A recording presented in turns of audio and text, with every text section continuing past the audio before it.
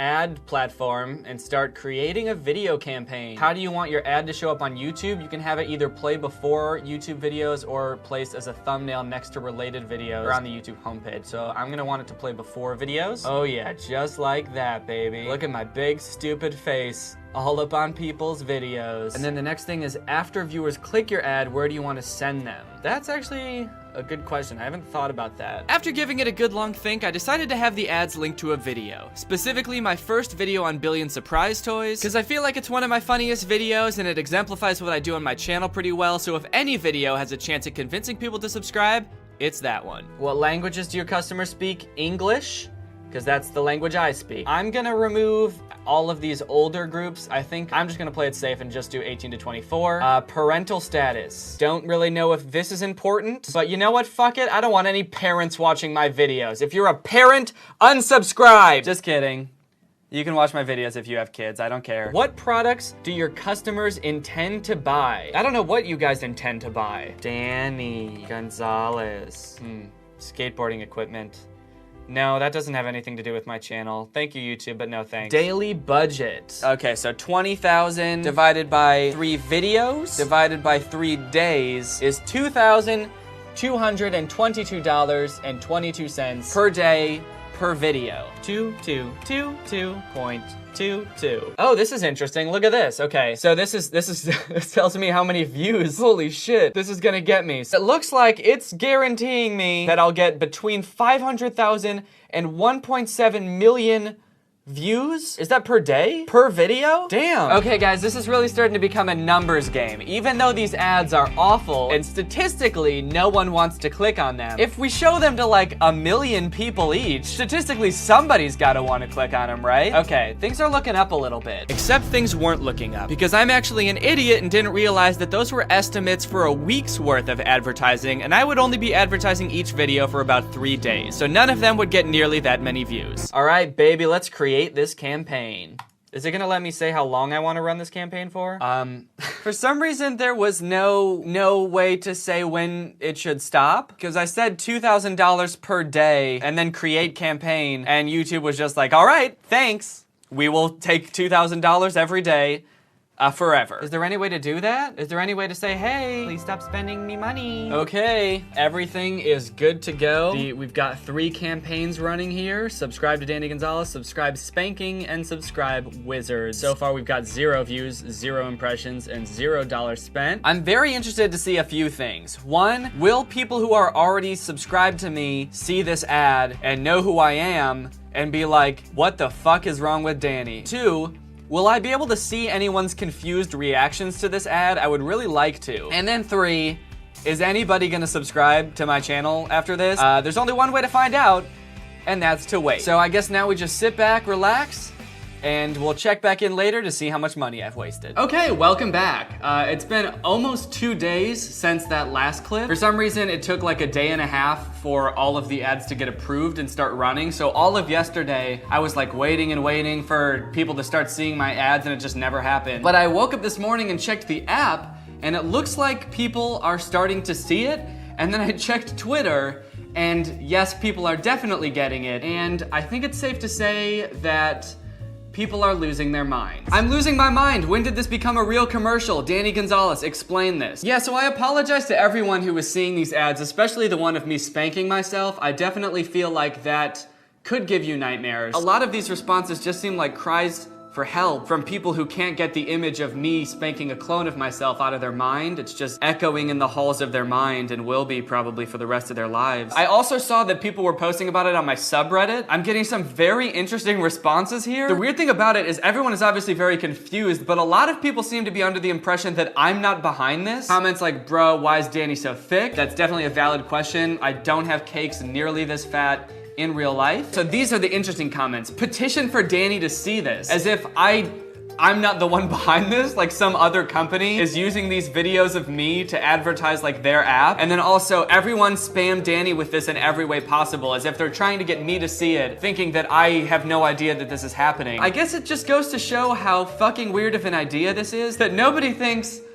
that I, in my right mind, would ever do this. But boy, are they wrong. Okay, now let's check to see if any ad is doing particularly better. Whoa, what? Holy shit. All right, it actually is pretty interesting. So the one with the least amount of clicks so far is the Wizards one with 140 clicks. The one above that is just the regular ad where I just tell people to subscribe and what I do on my channel. That one has 160 clicks. And then the one with the most clicks with 195 clicks is the spanking one. Me getting spanked, I guess, really drives clicks. A couple first impressions. First off, not a lot of people are clicking on the ads. It's been shown to hundreds of thousands of people, and each one is like maybe 100 people clicked on it. So far, kind of seeming like a giant waste of money. But then the other interesting thing is that it seems like the normal ad and the spanking ad are kind of neck and neck. More people clicked on the spanking one, but then more people actually went to my channel to watch a video from the normal one. One thing's for sure though, the Wizard ad sucks ass. I think we can all agree that no one gives a shit about that ridiculously fat ass wizard. So anyway, that's like the first half day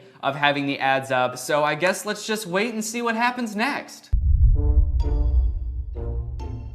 They suspended my account. Google Ads suspended my account. I woke up this morning with an email from Google saying that my account was suspended due to suspicious payment activity. I don't know what that means. I saw charges coming through all yesterday on my credit card for Google Ads, so it was getting charged. I think that I might have had my billing address wrong and they just realized it. Either that or their automated system realized it was very suspicious that I was spending so much money advertising such weird fucking ads. Either way, I've got a little bit of time on my hands now because I had to submit an appeal and they have to decide whether they want to reinstate my account or not. So I really hope that they do so I can finish this video. But in the meantime, I think we should get a little bit somber for a second, take a little bit of a pause, and have a moment of silence. I realized last night and a little bit this morning that I was actually getting a lot of new people coming to my YouTube account. I was getting lots of comments on my most recent video and the video that I linked in the ads, and I was like, yes! The ads are working, people are coming to my account. It even seemed like people might not have been clicking on the ads, but they were instead just searching up my name and going to my most recent video. The only problem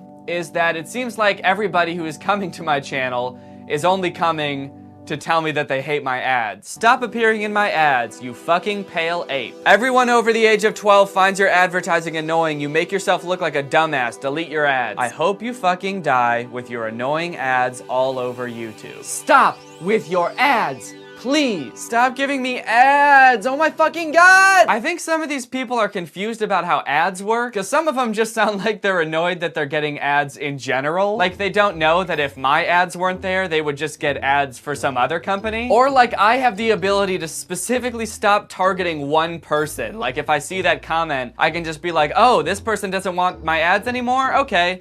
I'll just click their name and be like, stop. I can't do that. Or at least I don't know how, and I'm not gonna try. I guess I did underestimate how annoying my ads would be. So I would like to take a brief moment to apologize to everybody that has had to see these ads without any context. I'm sorry if they made you uncomfortable. I'm sorry if they made you question your existence. And for that, we will take a moment of silence.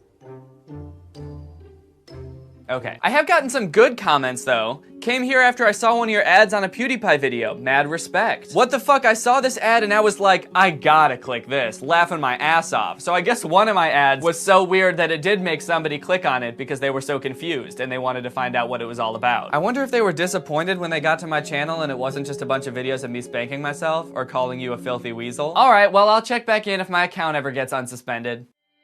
Goofy ass ads. The time has finally come. The ads are done. So the ads are finally done running. I just stopped all of them. So once my account got unsuspended, I was originally planning on having 2 more days of the ads running, but I wanted to get this video up in a timely manner, so instead, I decided to cram all the budget from those 2 days I had planned and put them into like 18 hours. So yesterday evening and today, people have been seeing the ad a lot. I tried a bunch of different things in YouTube's backend to try to make my own subscribers stop seeing these ads, but nothing seemed to work. My subscribers just keep on seeing these ads. But what about the newcomers to my channel? I fucking hate your ads. But I still think that the most interesting reaction to my ads are from people who already knew who I am and might have been subscribed to my channel, but thought that the ads were made by somebody else. Danny, they turned you into a mobile ad. That would be very interesting if game companies had the balls to take videos of me making fun of their ads and use them to promote their ads. I guess that did happen with Cody with TikTok, so I guess I could see them doing that. What's funny to me is that some people must think that there's videos of me spanking myself in front of a green screen just out there, or me dressed up like a wizard, a dumb thick wizard out there somewhere, that these game companies could have used to make the ads. But I'm just excited that the ads are finally done running, because you know what that means?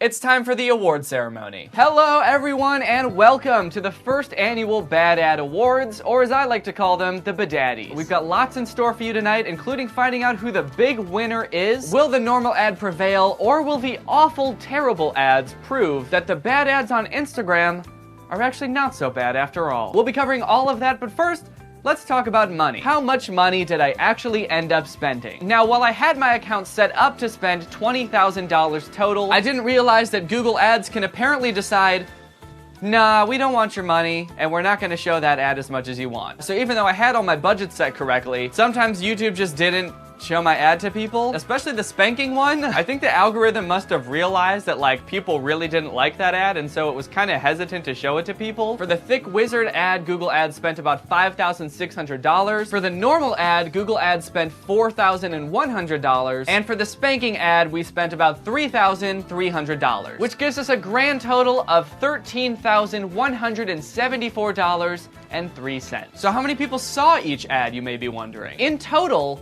the ads were shown to 1.3 million people. All right, let's get into the awards. So since YouTube showed each ad to a drastically different number of people, I think that the only fair way to compare them is through the CTR. CTR stands for click-through rate. It's the percentage of people who saw the ad and then clicked on it. Okay, before we find out our big winner, let's talk about the best worst ad. The best worst ad did the best job of being the worst ad. This ad performed the worst out of all the ads and should be ashamed of itself. All right, and the best worst ad is, and yes, I did write these all on unicorn thank you notes. It's the only cards we had in the house. All right, and the best worst ad with a total click-through rate of 0.26% is the normal ad. That's right, the ad where I gave an honest attempt at describing what I do on my channel and asking people to subscribe did the absolute worst. This does not bode well for who won the competition, because it's very clearly one of the two awful ads that I had to subject people to. I think this says a lot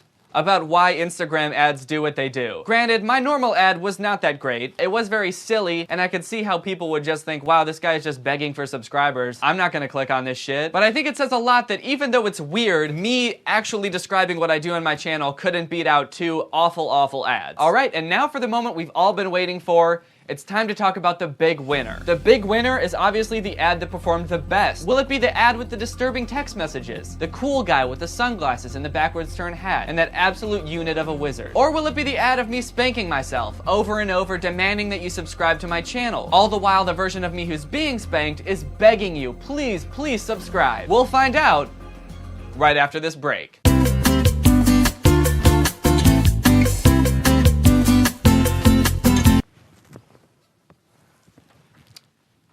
Okay, and we're back. Sorry, I just wanted to dance. And the big winner of the ad competition, with an average click-through rate of 0.39%, is the thick wizard ad. That's right, despite how bad it was doing at first, the thick wizard ad actually pulled through and got the highest click-through rate out of any of them. These results don't make any sense to me. I mean, I didn't expect the bad ads to do better in the first place. I thought this entire video was going to be me proving that these bad ads need to stop, and the only way to do that is to show that honest ads work better. So in that regard, I'm totally confused as to why the normal ad did so much worse than the other ones. But even between the spanking ad and the thick wizard ad, I did not expect the thick wizard ad to win. For one, that ad is the only one that doesn't even show or mention the fact that I have a YouTube channel. So I guess maybe the fact that the wizard ad was more vague helped it? Another interesting thing I want to see is, did I actually gain any subscribers from this? So I gain like a different amount of subscribers every day, so a tiny minuscule change wouldn't really show up in my analytics. The only real way that I think I can check this is by going to the Billion Surprise Toys video that I linked to in all of the ads. So before I started running the ad, it looked like I gained about 30 to 50 subscribers a day from that video, and on the first day that I ran the ad,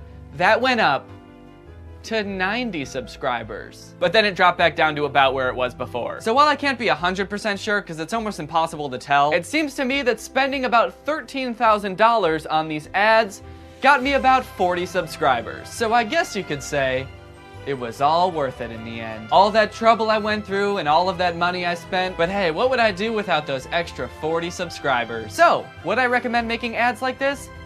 I guess so. As long as they're as vague and confusing as this one, I guess people will click on it. Actually, not really, because when you look at the click-through rate, 0.39. Even though that was the best one, less than 0.5% of people who saw the ad clicked on it. That's not very good. Would I recommend advertising your YouTube channel using Google Ads? Fuck no. Everyone hates me now. All of the comments I keep getting are just like, oh, why don't you just die already with your stupid ads on your stupid videos? So no, I would not recommend this to anyone. All right, well that concludes the first annual Badaddies. Thank you all for watching, and now a word from our sponsor. Hey there, Jimmy. What are you up to? Hey, mister. I'm just sitting around, coloring, waiting for my credit score to get better. Uh-oh. Well, that sounds awfully lame. Yeah, I've been trying, but it's taking so long. And it's boring. Well, why don't you try Experian Boost? Because I don't know what that is. Well, come with me and I'll show you, little guy. Little guy? Yeah, come on, kiddo. I'm 30 years old. Oh.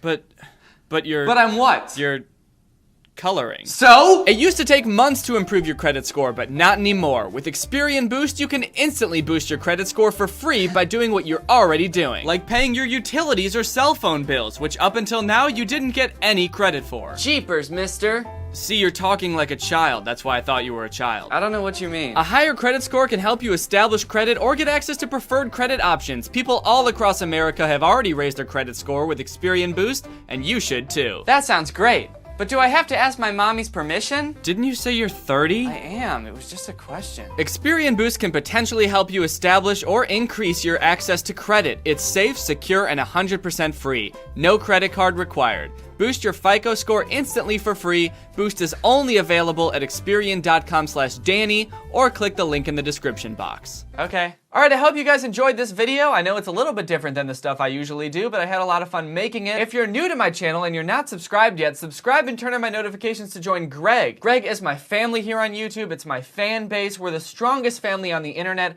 and the fastest growing army on the internet. Once you subscribe and turn on my notifications, you join Greg and you actually become legally related to me. If you guys want to come see me on tour, you can get tickets at wearetwodifferentpeopletour.com. It's gonna be me, Drew Gooden, and Curtis Connor performing stand-up, live comedy songs, live comedy sketches, and a bunch of really fun surprises that you won't want to miss. Thank you, Time Travel Bean, for turning on my notifications. You are truly Greg. I'll see you guys next time with a really interesting video where I go to jail for stealing my own heart. Bye! This video is over now. Over now. Go find something else to watch, or just watch this video. I know we had a lot of fun, but you can't stay on this end screen forever. No. This video is over now, over now. So why are you still watching this? Do you not have anything else? You know when you're on the web reading an article or something and on the side there's those insane clickbait articles that take up the ad space on like every website? I'm always conflicted about those because on the one hand, they have the most insane titles and images ever and I want to click on them so bad. But on the other hand, I also don't want their advertising to work because I know that whatever is on the other side cannot possibly be as crazy as the title claims. So today, just for you, I'm gonna get to the bottom of this. I have hired a team of content scouts. The team consists of one guy, his name is Robert, and he has put together a list of some of the most insane clickbait articles he could find. Clickbait. Very nice slideshow. I like the title. This is great. Okay, first slide. Meet Larry Bird's repulsive wife. God damn, man. What could this article possibly be? Is it just you click on the link and it's just like picture upon picture of this dude's wife? Who is Larry Bird? Who is Larry Bird? Larry Bird is an American former basketball player. I keep reading and it's like known for having the most repulsive wife ever discovered. No, that can't be. And then there's another slide that says Larry Bird and his partner are still together. Try not to choke when you see Larry Bird's lover. Dude, what the hell? That's so mean. Why are there multiple articles about this? The first one links to a website called Healthy George, apparently. George, I'm just gonna say it. I don't think you are very healthy. I think you have a sick mind for advertising this article on someone else's website. You paid money for people to see this. Okay, let's see. Are there any more about Larry Bird? Oh, okay. So it looks like the content team has included a picture of Larry Bird's wife, so we can see that she's totally normal looking. And they seem to be a very happy couple, too. And why Larry Bird? Why are you picking on this guy? What did he do? I don't know much about him. Is he like a super bad guy or something? Doesn't seem like any reason to come for his wife like that. Okay. It is with great regret that I am gonna Google Larry Bird's repulsive wife. Okay, I'm not finding the actual article coming up anywhere. Is this even a real article? There's people talking about the ad on a forum for guitar lessons. There's also a online store where you can buy a shirt with this ad on it. The first thing I thought of when I saw that ad is this is a sick design that needs to be on merch. How can I make this into merch for myself? It could be a picture of me and it could say meet Laura's repulsive husband. That would actually that would go hard actually. I feel like that would be kind of good merch. Okay, continuing on. So we've established that the first article is complete clickbait and also not even real. It makes me wonder if I clicked on that ad when it actually popped up, what would it take me to? There's no article called that. Were these ads purchased by one of Larry Bird's former lovers? Or some kind of arch nemesis? Lou Ferrigno turned 71. Oh my.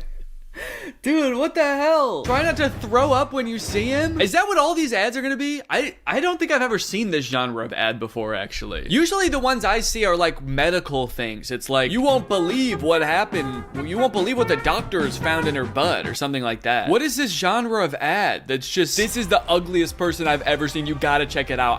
I'm paying money for you to see how ugly this person is. Okay, let's see. Robert, did you include what Lou Ferrigno looks like, and am I gonna throw up?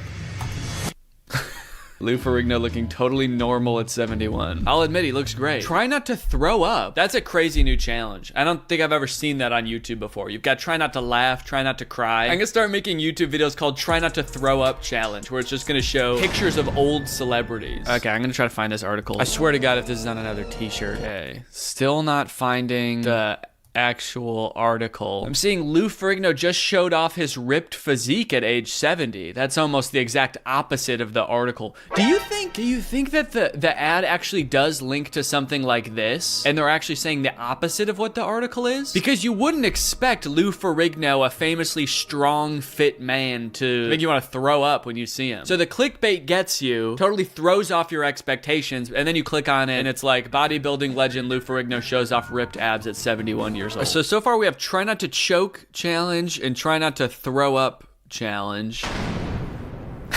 These are so mean. This study revealed that women are happier with ugly men. These are just making me sad now, dude. Okay, this one might actually be an article. The actual website is Mast Mahul, but I'm seeing this study talked about in legitimate websites, Esquire, Men's Health, iHeartRadio. Let's see if any of them use this really mean image. Image no longer available. What? We had to take down the image, man. Guy was too ugly, people kept throwing up. When it comes to looks, most of us are resigned to the fact that the other sex are only looking for and happy with the best looking person available. Not the case, according to a new study. How crazy would it be if the study was like conducted by Lou Ferrigno or something? Actually, women like guys who make them throw up at 71 years old. A new study from Florida State University, which has found relationships are more likely to be successful when the woman is better looking than the man. What is anyone supposed to do with this information? It's not like that's reason to break up with someone. Sorry, I can tell this just isn't gonna work. I read an article that says women are only happier with ugly men, and I'm so much hotter than you. It's just, this could never work. Researchers analyzed 113 married couples in Texas in their late 20s. Evaluators from Southern Methodist University and Florida State University rated couples by their attractiveness. Though why they were trusted as the arbiter of good looks is anyone's guess. Oh my God. I can't tell if that is supposed to be saying like who made them the judge of good looks, or if they're actually like coming for the evaluators from Southern Methodist University and Florida State University. But what the fuck would they know about what's attractive? Sorry, it's just, I used to date an evaluator from Southern Methodist University. It ended up really poorly. He broke up with me because he was more attractive. They found that in instances where the man was less attractive, he was likely to compensate with acts of kindness. Kind of uncomfortable with how transactional that sounds, but whatever. They saw a pattern in that this made women happier and feel more appreciative, therefore strengthening the relationship. And once again, they did have to remove an image because it was so mean. Wait, sorry. Bear Grylls? Is this supposed to be an image of Bear Grylls? Hey, the image at the top says Bear Grylls too. Are they using images of Bear Grylls in this article for examples of ugly guys? You guys know who Bear Grylls is, right? The guy from Man vs. Wild? Yeah, so it turns out this is the ideal man for women because he's so ugly. Bear Grylls gets contacted to be like People Magazine's sexiest man of the year or whatever. He's flattered, he accepts, he sits down for the interview and they're like, so the reason we selected you for this is because we found that you are the ugliest man in the universe. And women really like that sort of thing. Okay, anyway, let's move on to the next article. That's crazy. Whatever you do not retire in these 25 states. Like, do anything to avoid it. Keep working until you die, basically, if you live in one of these 25 states. You can you got two options. You move, or you just keep working until you die. You move or die. You do not want to retire in one of these states, lest you end up like him. Okay, great. And this article also does not exist. I feel like these ads, whenever they run, they must run for like a week at a time, and then they're like, it's not worth it to spend money on this anymore. Go ahead, retire in this state, see if I care. Well, now I'm curious, I just want to see what the worst states to retire in are. Number 1, affordability. Number 2, well-being. Okay. Those aren't states. Oh, the list is down here. Alaska, New York, California, Washington, and Massachusetts. Whatever I do, I will not retire in Massachusetts. You will never catch me growing old in Washington. I can guarantee that right now. Take a look inside Whoopi Goldberg's repulsive home. All right, well, I'm gonna have to look that up to verify. Oh, okay, no, Robert included it. Okay. Inside Whoopi Goldberg's beautiful house. Yeah, this is lovely. She's got great taste, I have to say. Who is writing these articles? Whoa, okay, wait, so this one actually exists in the form of, looks like multiple YouTube videos. Hey everyone, welcome back to our channel. We are here to take you on a virtual tour around the View host Whoopi Goldberg's repulsive home. The narration was so pleasant. I thought maybe this was gonna be a bait and switch thing where the title sure is mean, but then once you actually get into the video, they're not actually gonna make fun of her. He really lured me in with this pleasant sounding narration. Come with me and take a look inside renowned comedian Whoopi Goldberg's disgusting, fucking hideous trap house of a home. Try not to throw up or retire when you see this house. Featuring a beautiful colonial-style design, apparently, Whoopi Goldberg bought this stunning property in 2009. So everything he said so far about it is that it's beautiful. This stunning property with beautiful landscaping and a ton of absolutely gorgeous acreage will make you throw up before you can say Whoopi Goldberg. If you're interested in taking a tour across this property, then you're in luck today. Just show us the house, dude. I want to see the repulsive rooms. Maybe she does have a repulsive room. It's like, this is the goo room. It oozes stinky goo, and the floor is covered in fur, and it's just a nasty, repulsive room. We wish she would get rid of it. She even took part in a live stream from her home, and people simply loved the decor. People love the decor. They said, you know, this is absolutely beautiful for a repulsive home. All right, well, I'm not gonna watch this whole video. It's a beautiful house. Leave Whoopi Goldberg alone, leave Larry Bird's wife alone, leave Lou Ferrigno alone, and most importantly, leave Iowa before you retire. This girl didn't know what's inside her, not until they cut off her pants. Shocking. How could she didn't know? How could she didn't know what was inside her? Till they cut off her pants. I feel like this is just kind of some weird, you know, this is clickbait for creeps kinda, where you see it and they're like, you can cut off her pants, huh? I don't even care if she didn't know. I'm clicking on the video. I'm gonna assume in my mind canon that they cut off her pants and there was a baby. That would make sense with the title. How could she didn't know? You didn't know you were pregnant? You didn't know you were having a baby? All right, I'll look up the article. Let's see. Oh, there's a whole subreddit for weird ass clickbait, I guess, called "Saved You a Click." Okay, this is the article. I don't know why there's such a large space between the title and the rest of the article. They really don't want you to read the article. They're like, that's the headline and that's it. No, stop scrolling. Stop scrolling. Don't read it. It's nice that they have little percentage markers on the side so you know how far you are into the article. By the time I get to the headline, I'm already 40% through with it. By the time I start the article, I'm already 70% done. So I feel like I've done a lot of good reading today. Some parents are too busy working at home or in the office that they sometimes forget to check out what's going on with their kids. If parents fail to provide their kids much of the time that they need, most probably things will end up like a bomb exploding before their very eyes. Is there a bomb inside of her? Take for instance this video of a young woman who didn't have a clue if she is pregnant or not. Her father couldn't likewise believe what he discovered after his daughter was rushed to the hospital. He was even baffled with what he saw after the doctors cut off her daughter's pants. He was baffled when they cut off her daughter's pants. Wait, whose pants did they cut off? Apparently this story is real, but it made me wonder how something like this happened without the young woman's knowledge. Actually, this does happen sometimes. People become pregnant without knowing. I will say the weirdest part of this is not that they cut off her pants though. That does seem like this becomes like clickbait for weirdos that they had to emphasize that part. But yeah, the craziest part of any medical operation is when they take off your clothes. I had to get an appendectomy and they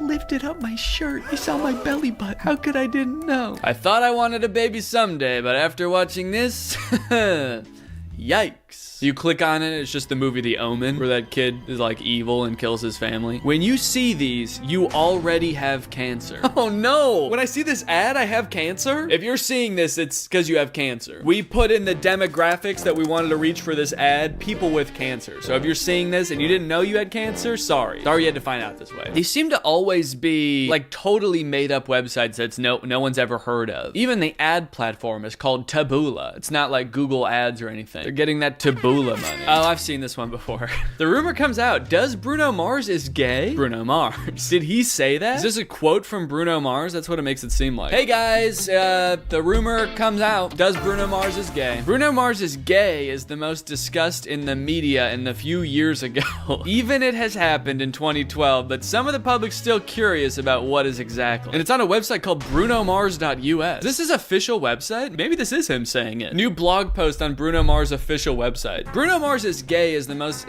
discussed in the media in the few years ago. I don't remember there ever being a time where Bruno Mars is gay being the most discussed in the media in the few years ago. Even in 2012, I feel like there were more interesting things going on. More pressing issues, honestly. That's the year that the world was supposed to end. The Mayan calendar didn't come true and Bruno Mars didn't come out. That was a disappointing year. People tried their own urine for the first time and they were disgusted. You know, oddly enough, this doesn't make me want to click on the article at all. I feel like they actually gave me everything that I needed to know from this video, and it's also exactly what I would expect too. It's not even like subverting my expectations. They tried their urine and it was gross. I'm like, yeah, that makes sense. Nothing about that seems weird. I'm not gonna click on the video to try to figure out what's going on here. This outrageous truth about green gummy bears will destroy your world. You think you have life figured out and then bam. Okay, now this one is a good ad. What about green gummy bears are gonna make me flip my whole life upside down? You think you have life figured out. You think there's good in the world until you find out that green gummy bears are all running an underground dogfighting ring. Faith in humanity gone.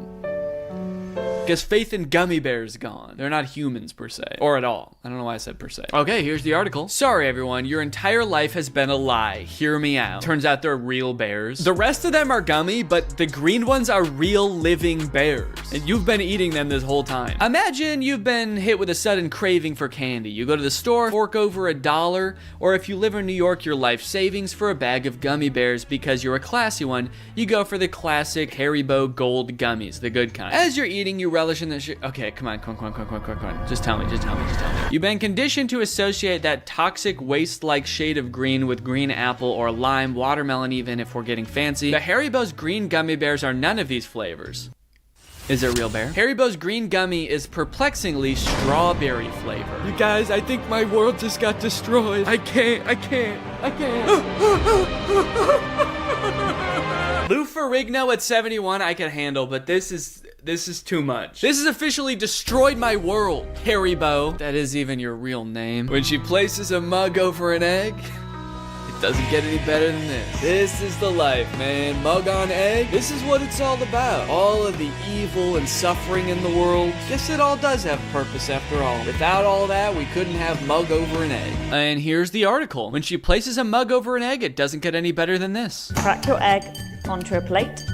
Get a small cup or a large egg cup. Pop it over the yolk and then pour the white into your 300 grams of icing sugar. Okay, so if I'm understanding correctly, it's just a trick to get only the egg whites into your recipe. Wow, I feel like in this video, we've really explored the entire spectrum of the human experience, the worst possible and the best possible. We've gone from Whoopi Goldberg's house to mug over egg. Well, I think that's a good place to end, you know, on a high note. So thank you guys for watching. I hope you enjoyed the video, and I will see you guys later. Bye-bye. What's up, Greg? I hope you're having a great day. It's me, Mr. Worldwide. Back with another episode of, oh God, no, stop it. Please stop. Please no more. Please stop. So today I'm going to be talking about everybody's favorite videos on YouTube. Prank videos. Everybody loves a good prank every now and again, right? But not just any prank videos.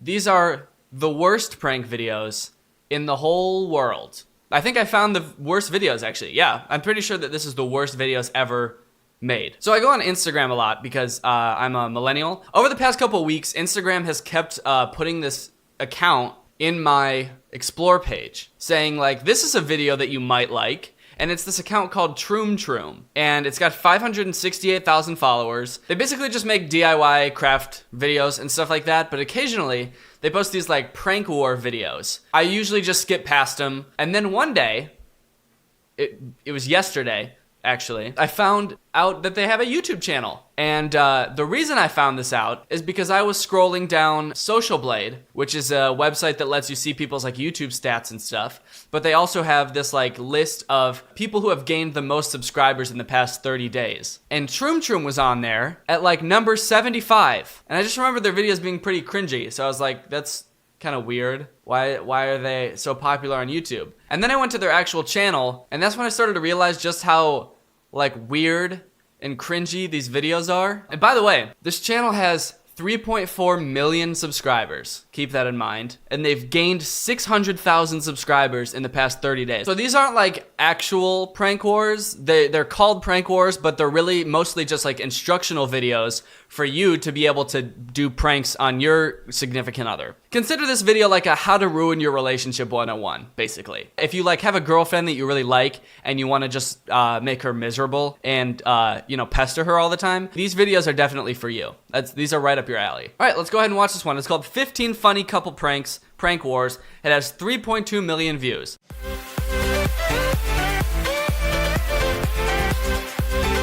Okay. So, I mean, that says it all. Sweetie and Mickey are a couple, and they're pranking each other. They're in a vicious prank war. They're dating, they love each other, and they fucking hate each other. So this is just gonna show you all the pranks they're doing on each other, and we're gonna learn how to do them.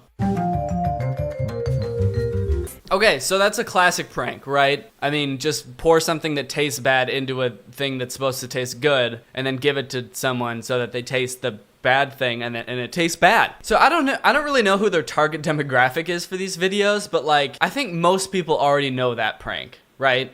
Just pour something that tastes bad into somebody's drink. Maybe this is for like 3-year-olds who are pranking their boyfriend. Look at them. They are going in so quickly as if they are having a housewarming party inside. Okay. So this is one of the weird things about these videos, is that they're obviously made by people who speak a different language. You can tell by just looking at the chips. I don't know what the fuck those letters are, but they're not English. So these videos are made by someone in a different country, which completely contradicts the about section on their YouTube page, which says United States. So these videos are obviously made by people who speak a different language. But the person who is recording the voiceover obviously is a good English speaker because she doesn't have an accent or anything. But I think that the narration is written by the people who don't speak English and then sent to the one person who does speak English, and for some reason, the person who speaks English and is narrating them isn't like, hey guys, this doesn't make any sense. Are you sure you want me to read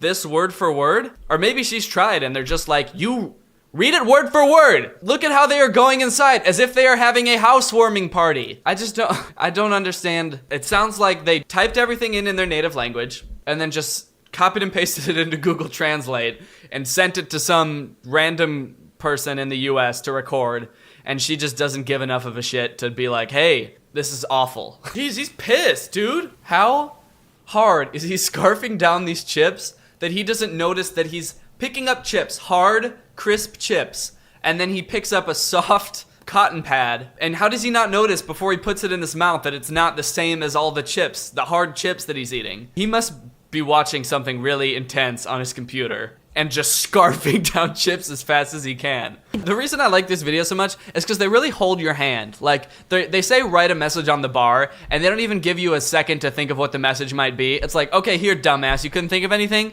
Draw a smiley face with the tongue sticking out. There you go.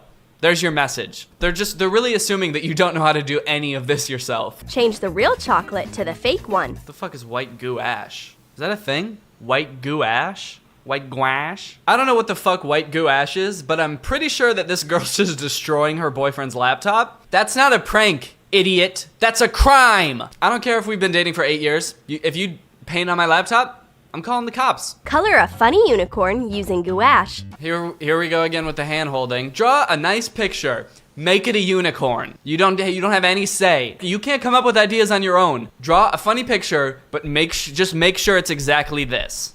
Otherwise, the prank's not gonna work. And remember, and make sure you use gouache, please. Where the fuck do you get a little cactus? What? I've never seen a cactus that small. First off, I would not even know where to get that cactus, so please provide links in the description for that. Second off, are you insane? For this prank, we're gonna be irreparably damaging your girlfriend's lips. That way, you can never kiss her again, and she'll hate you. Ugh! Ghastly! Yeah, what is it, the 1920s now? Oh, ghastly! What kind of prank is that? Haha, as a bonus for taking a picture, she gets a sticky arm. She just gets glue on her arm. That's not a prank. That's not like I made you think one thing, but it's the other. It's just like, I put glue on your arm. And also, now I've got it on my hand too. I basically pranked myself as much as I pranked you. Because now I have glue all over my hand. Make a hole in the center. Dude, how much do you have to hate your girlfriend to do this to her? Like, this is like intricate shit now. He's like taking apart, I just can see him with little jeweler's glasses on, like intricately taking pieces apart and dissecting this deodorant bottle. He's like, I'm gonna fucking get her this time. Melt. All right, we did it. That's the end of the whole video. Man, what a great set of pranks. Wasn't that awful? It's just so strange. I just had to show these videos to somebody. So I'm sorry, because you're probably gonna be thinking about this all day tomorrow, like I have been for the past like week. So that's the end of this video.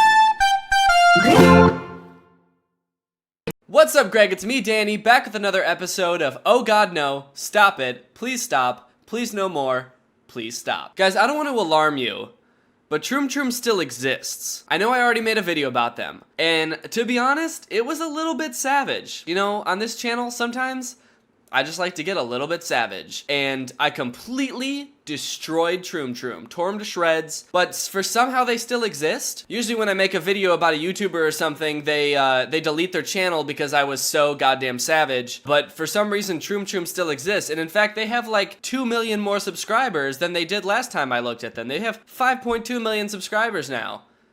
What the fuck? So last time I talked about Troom Troom, it was a video about couples doing pranks on each other. They make other types of videos too. They make crafting videos, fun DIY life hack videos, but where I think the cream of the crop really lies are the pranks. So this is another video of their pranks, but this time it's got a theme to it. It's called 8 Ultimate Spy Hacks. They're sort of like spy-themed pranks that you can play on your friends. We all need some good spy pranks every now and again. We need to learn how to spy on people. This video is perfect if you're a stalker or...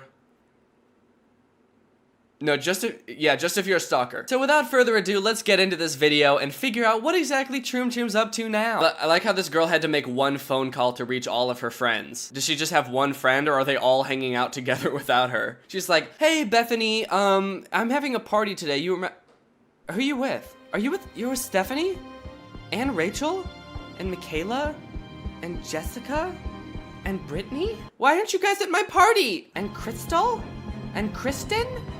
And Kirsten? Oh. Okay, so she's got some kind of tracking device she's gonna use to follow them. I'm really curious to see how you're gonna DIY a secret agent tracking device. Paint an old electron tube black. An old electron tube, something everyone has lying around. I don't even know what that is. An old electron tube? That sounds like something that would be in a really, really old computer. Like, you know how when you hear about old computers and they're like, it used to take up the size of this room for what you've got in your pocket nowadays. I feel like an electron tube is like a part in one of those computers. So since everyone has one of those lying around, just paint that black. Okay, now I'm really confused. Is this supposed to be a real GPS tracker? You can't just paint the letters GPS onto something and all of a sudden it's a tracking device. Or is this just to freak your friend out and make them think they're being followed? Like, oh, you didn't come to my party, so now I'm gonna plant a GPS device on you to make you think you're being watched.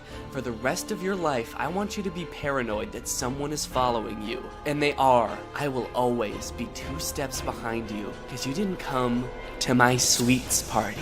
This paint can reflect objects well.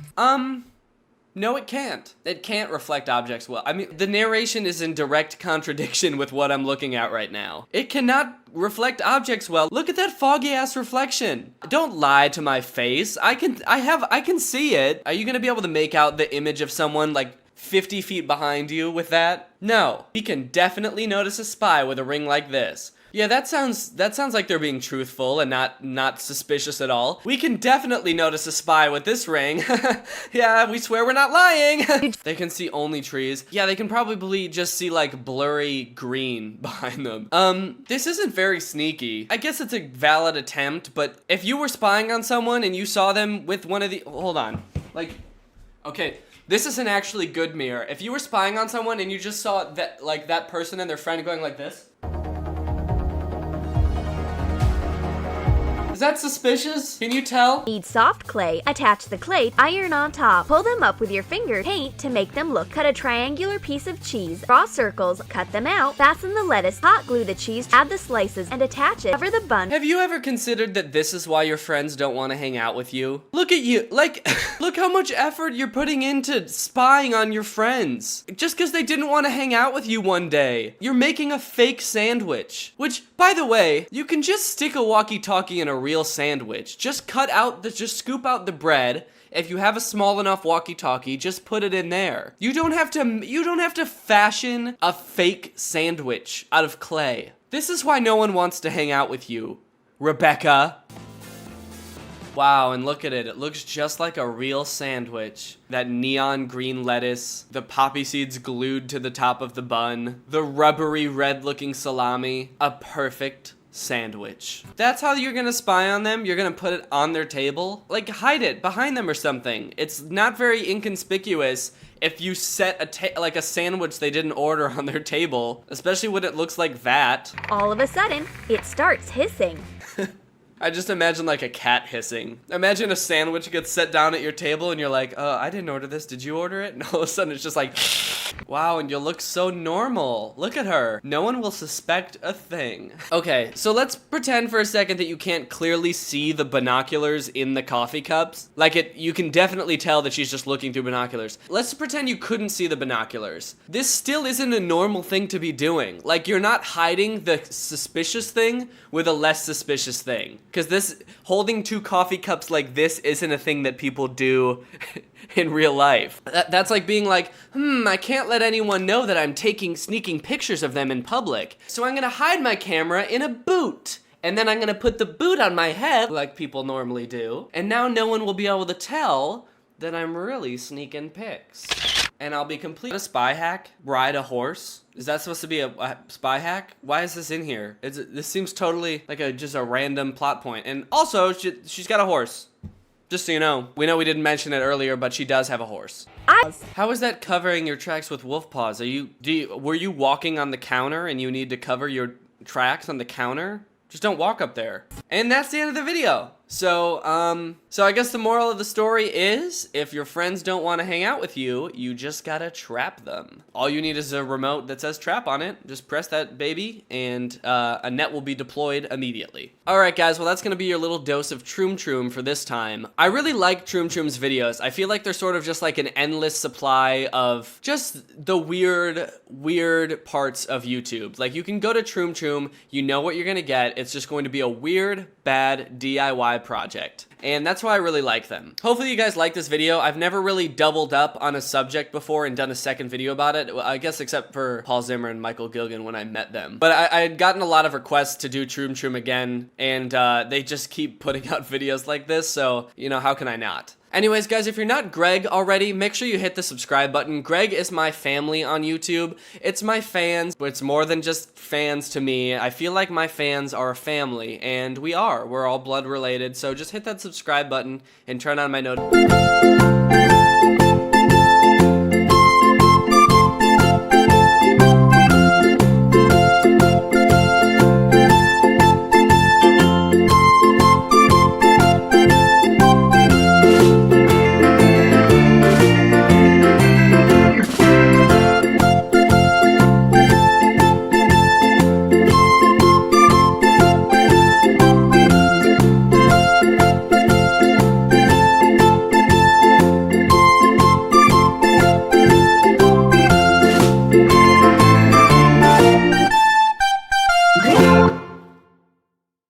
What's up, Greg? I was not expecting to make a video today, but I've been getting so many DMs about this situation that I had to stop what I was doing. I had to put down the very important things that I was doing to sit down and make an emergency video!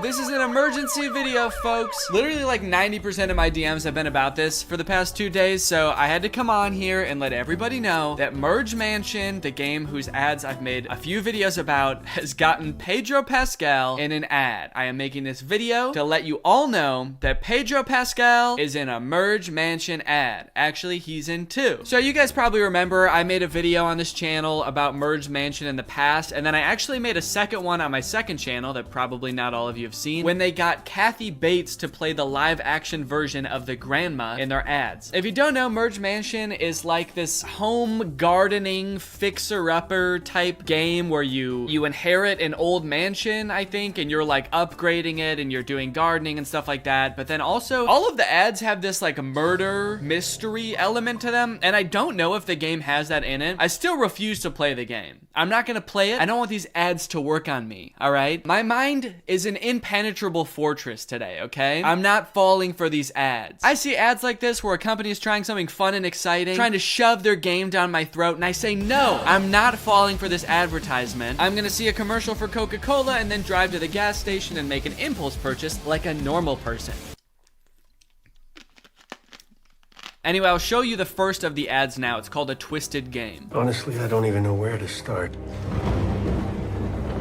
On the surface, you've got this perfectly normal family. Okay, so this ad introduces a new character to the Merge Mansion lore, which I am a little bit familiar with, honestly, more familiar than I would like. So what I know so far is that the granny has murdered somebody. I cannot figure out from the ads who she's murdered, and I don't think that it's even answered in these ads, honestly. She's murdered someone, and then her granddaughter, who is the younger woman character in this game, is like slowly uncovering clues to what's going on. Now we've got Pedro Pascal in here, and he's playing Detective Tim Rockford, and he's come in to try to crack the case open. On the surface, you've got this perfectly normal family. A young girl, her grandmother. You know, this is apple pie America. A girl and a grandma. That's apple pie America, baby. Nothing more American than a girl and her grandma. Sorry, Europeans. Sorry, anyone anywhere else in the world. Actually, I don't know why I singled out Europe. Sorry, anybody anywhere except for America. You can't relate to apple pie or grandmas. We made them up, and just like everything else in American culture, it is starting to kill people. Please help. It's like everybody is hiding something.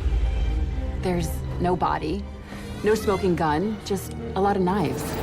See, this is where it loses me. The whole ad is framed as a trailer for a not real movie or TV show where Pedro Pascal is trying to figure out what's going on inside this home. I'm not sure what this lady is. I think it's like maybe a true crime podcast. So now we're not only getting like an investigation into the case, but we're also getting someone to comment on it. And then you guys are also getting someone to comment on both of those things. I like the true crime podcast element to it, honestly. It adds a fun little flair to it. What confuses me most is like, what do you mean there's no body? There's no body. Can you please explain to me what the crime is that you guys are trying to solve? Was someone murdered or not? Who was it? Just say it one time in one of the ads. Say who was murdered. No smoking gun, just a lot of knives.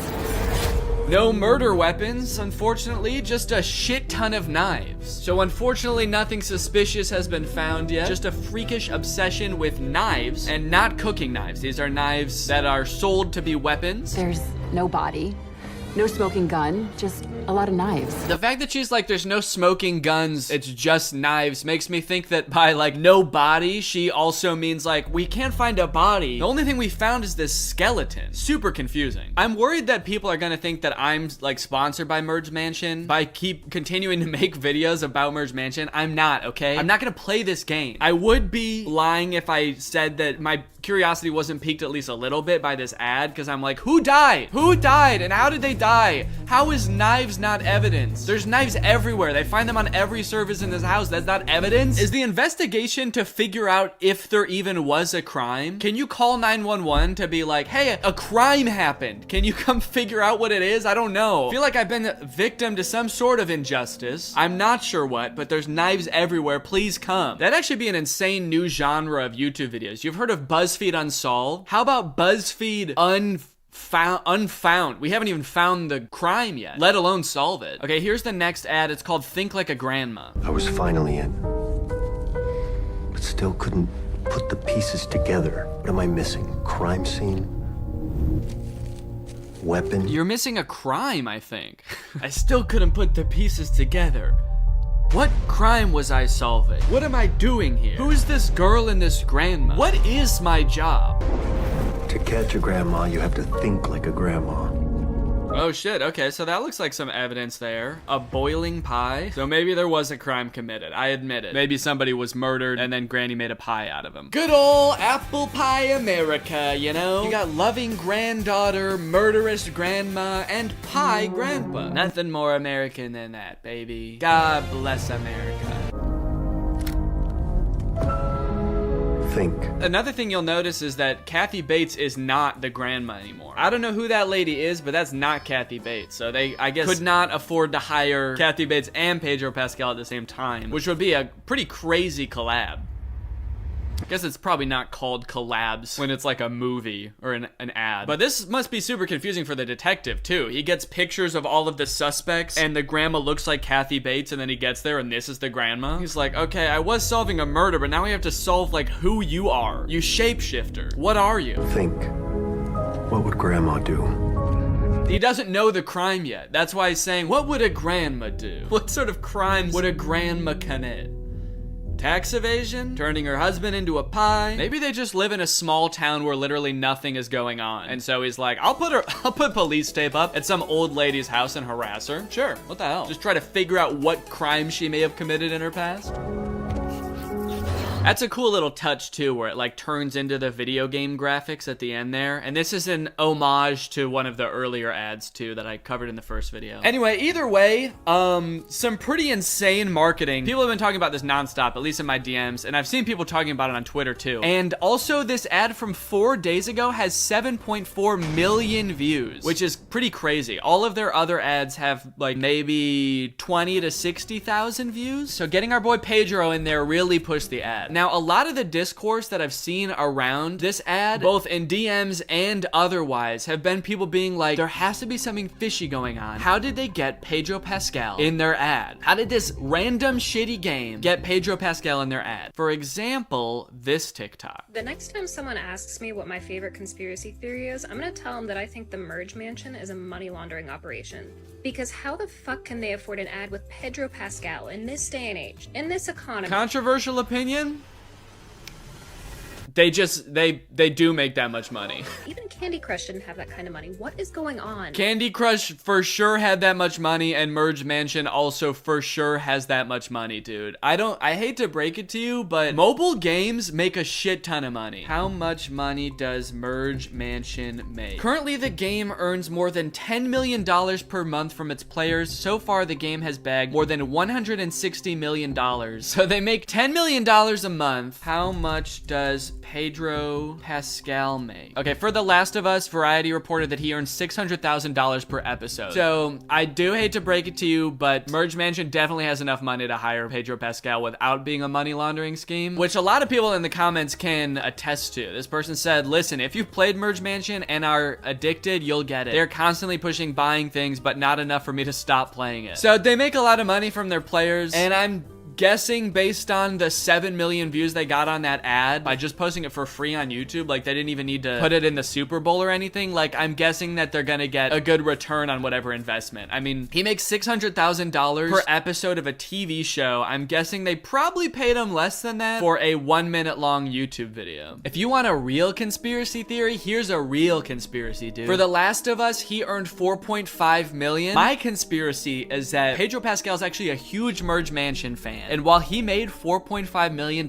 from The Last of Us, he spent $4.6 million on Merge Mansion upgrades. He's in immense debt to Merge Mansion, to the grandma herself perhaps even. And when Merge Mansion caught wind that Pedro Pascal is the owner of the account that owes them $4.6 million, they said, hey, listen, we'll wipe out all your debt for one measly little commercial. Actually, 2 measly little commercials. And what could Pedro say? But okay, fine, I'll do it. I bet he took the job because it was funny. No, I bet they paid him. I bet he took the job because they paid him a shit ton of money, honestly. I like that, like, people's only 2 theories are like, this is a money laundering scheme, or he took it because he's funny. There's no way this game that makes hundreds of millions of dollars paid an actor to act. Danny Gonzalez is gonna have a field day with this. I mean, they're right, dude. I am over here having a field day. Hello everybody, welcome back to my channel. This, of course, is another episode of Did I Paint the Wall Behind Me? Or did I move? Everybody go ahead and leave your answers in the comments below. I'm gonna pick the best one and I'm gonna kill you. Okay guys, today we're gonna be doing a subreddit video. It's no surprise that I haven't done one in like friggin' 4 months, I think. I don't even remember the last time I did one. I haven't done one in a while, okay? I apologize. I think they just got a little bit repetitive, so I needed to take some time away, let the subreddit kind of reset. I was seeing a lot of the same kind of posts over and over, so hopefully we can get a little bit of variation in there now. We can get some original memes. We can get some interesting posts. Right off the bat, the first thing I'm seeing is pretty interesting. I gotta give him that. Biblically accurate Danny. I always forget this is how I'm described in the Bible. Yeah, I guess I'm just so used to how I look in real life, but this is how I look back then. All these eyes and these sort of spinning strips of texts around me, just sort of orbiting me like the rings of Saturn. Yeah, I forget how terrifying I used to be back then. Be not a Craig. It's my favorite quote from the Bible. He's always watching. He knows if you Googled what's the fastest growing army on YouTube. Yeah, that's why I have so many eyes, actually. I have one for every Greg, and there's always one watching you. That's how I know. And I know that you did.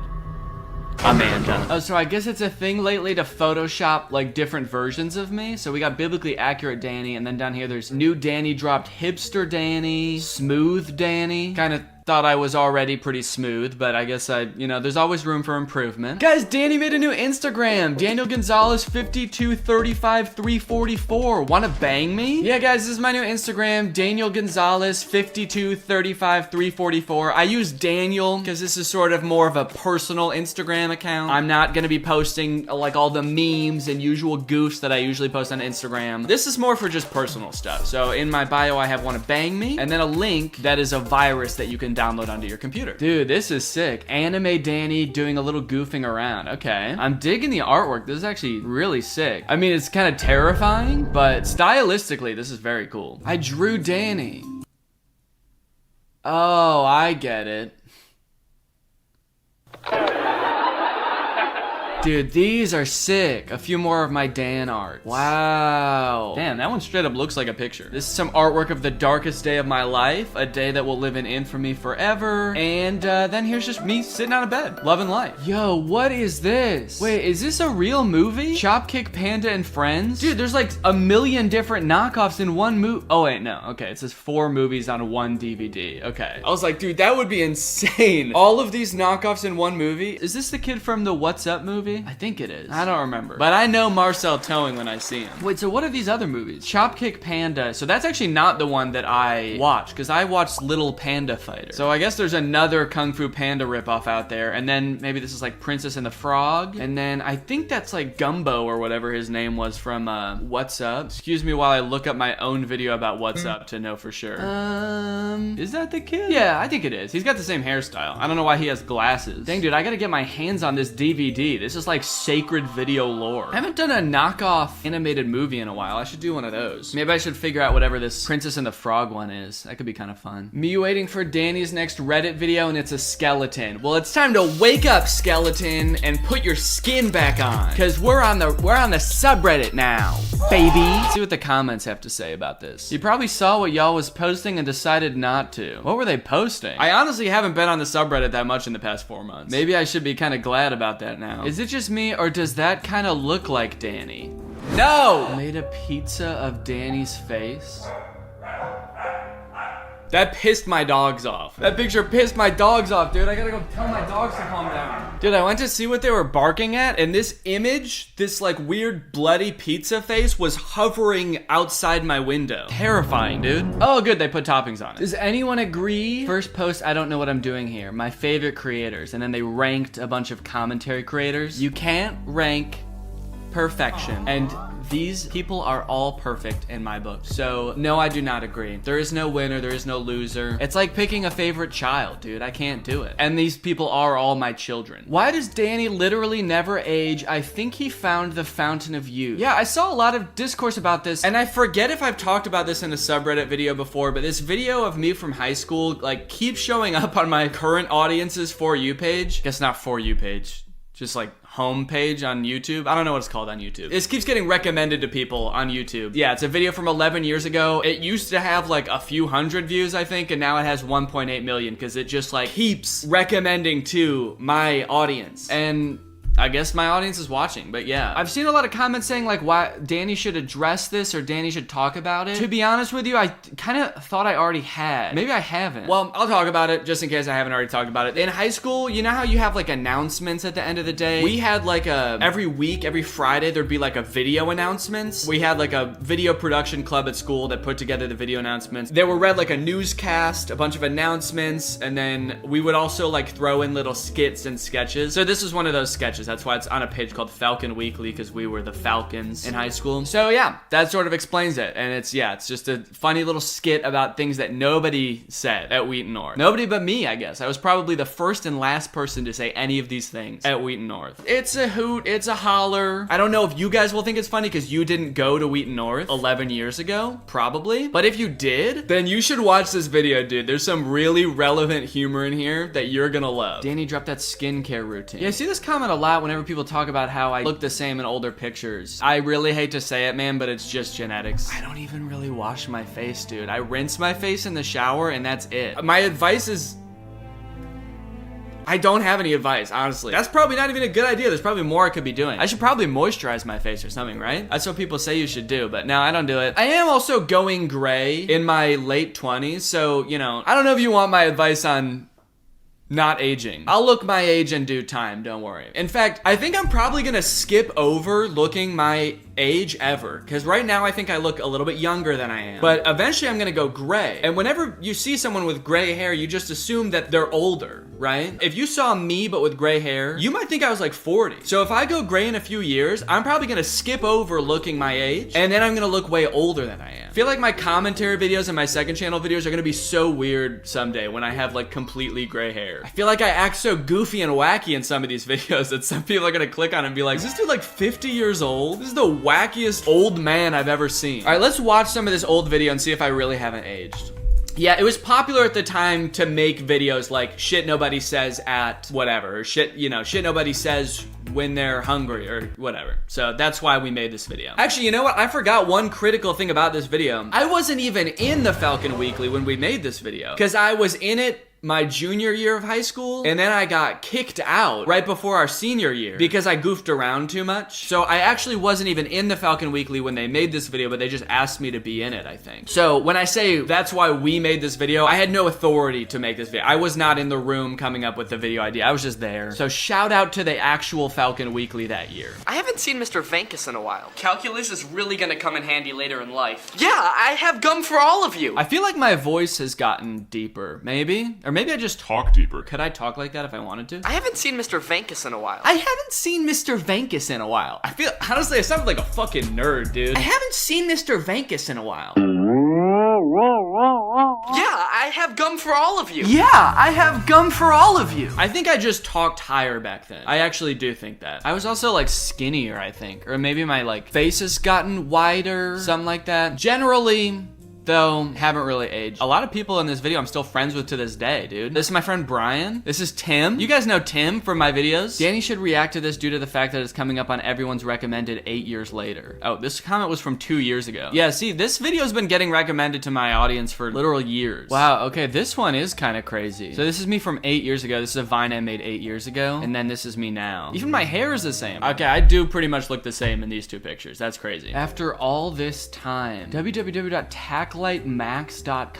No way, there's a new tack light? A new tack light drop? Okay, I wanna watch this commercial and see if I can find it. But I should say, I know that I've goofed on the tack products a bunch, okay? I know that I've razzed them, I've tested them, and I've said, you know, these aren't as great as they make them seem, but I will say, since I already bought the tack bat and I like had it laying around, I ended up like not throwing it away because I was like, it seems bad to just waste this, so I just had it laying around for a while, and then eventually I started wanting like a flashlight that I could use to look out in my backyard to make sure my dogs were, you know, peeing at night and not getting attacked by a coyote or something. So I started using the tack light because I just had it laying around, or the tack bat, sorry. I was like, this is perfect, dude. I can make sure my dogs are okay outside, and then if they're not, if they're getting attacked by some wild animal, I can beat the shit out of it with this. So now by my back door, I have the tack bat there waiting, and I use it almost every day. So I do have to give some props to Bell and Howell for designing the tack bat because I actually genuinely use it all the time. I think probably a regular flashlight would work just as well, and I do have to turn it down to its minimum brightness every time before I shine it anywhere near my dogs, because I know that I would actually probably blind them if I shined it at them on its maximum brightness, but on its lowest brightness, it's actually fine, and it works pretty well. So there you go, Bell and Howell, thank you. Now let's look for this new tack light, dude. What is this called? Tack Light Max. How can it get any more max than what they already have? When it comes to technology, our military reigns supreme. They never use a flashlight with an inferior beam. They'd use something like this. Is he saying they do or they would? Is he saying they use something like this or they'd use something like this? They'd use something like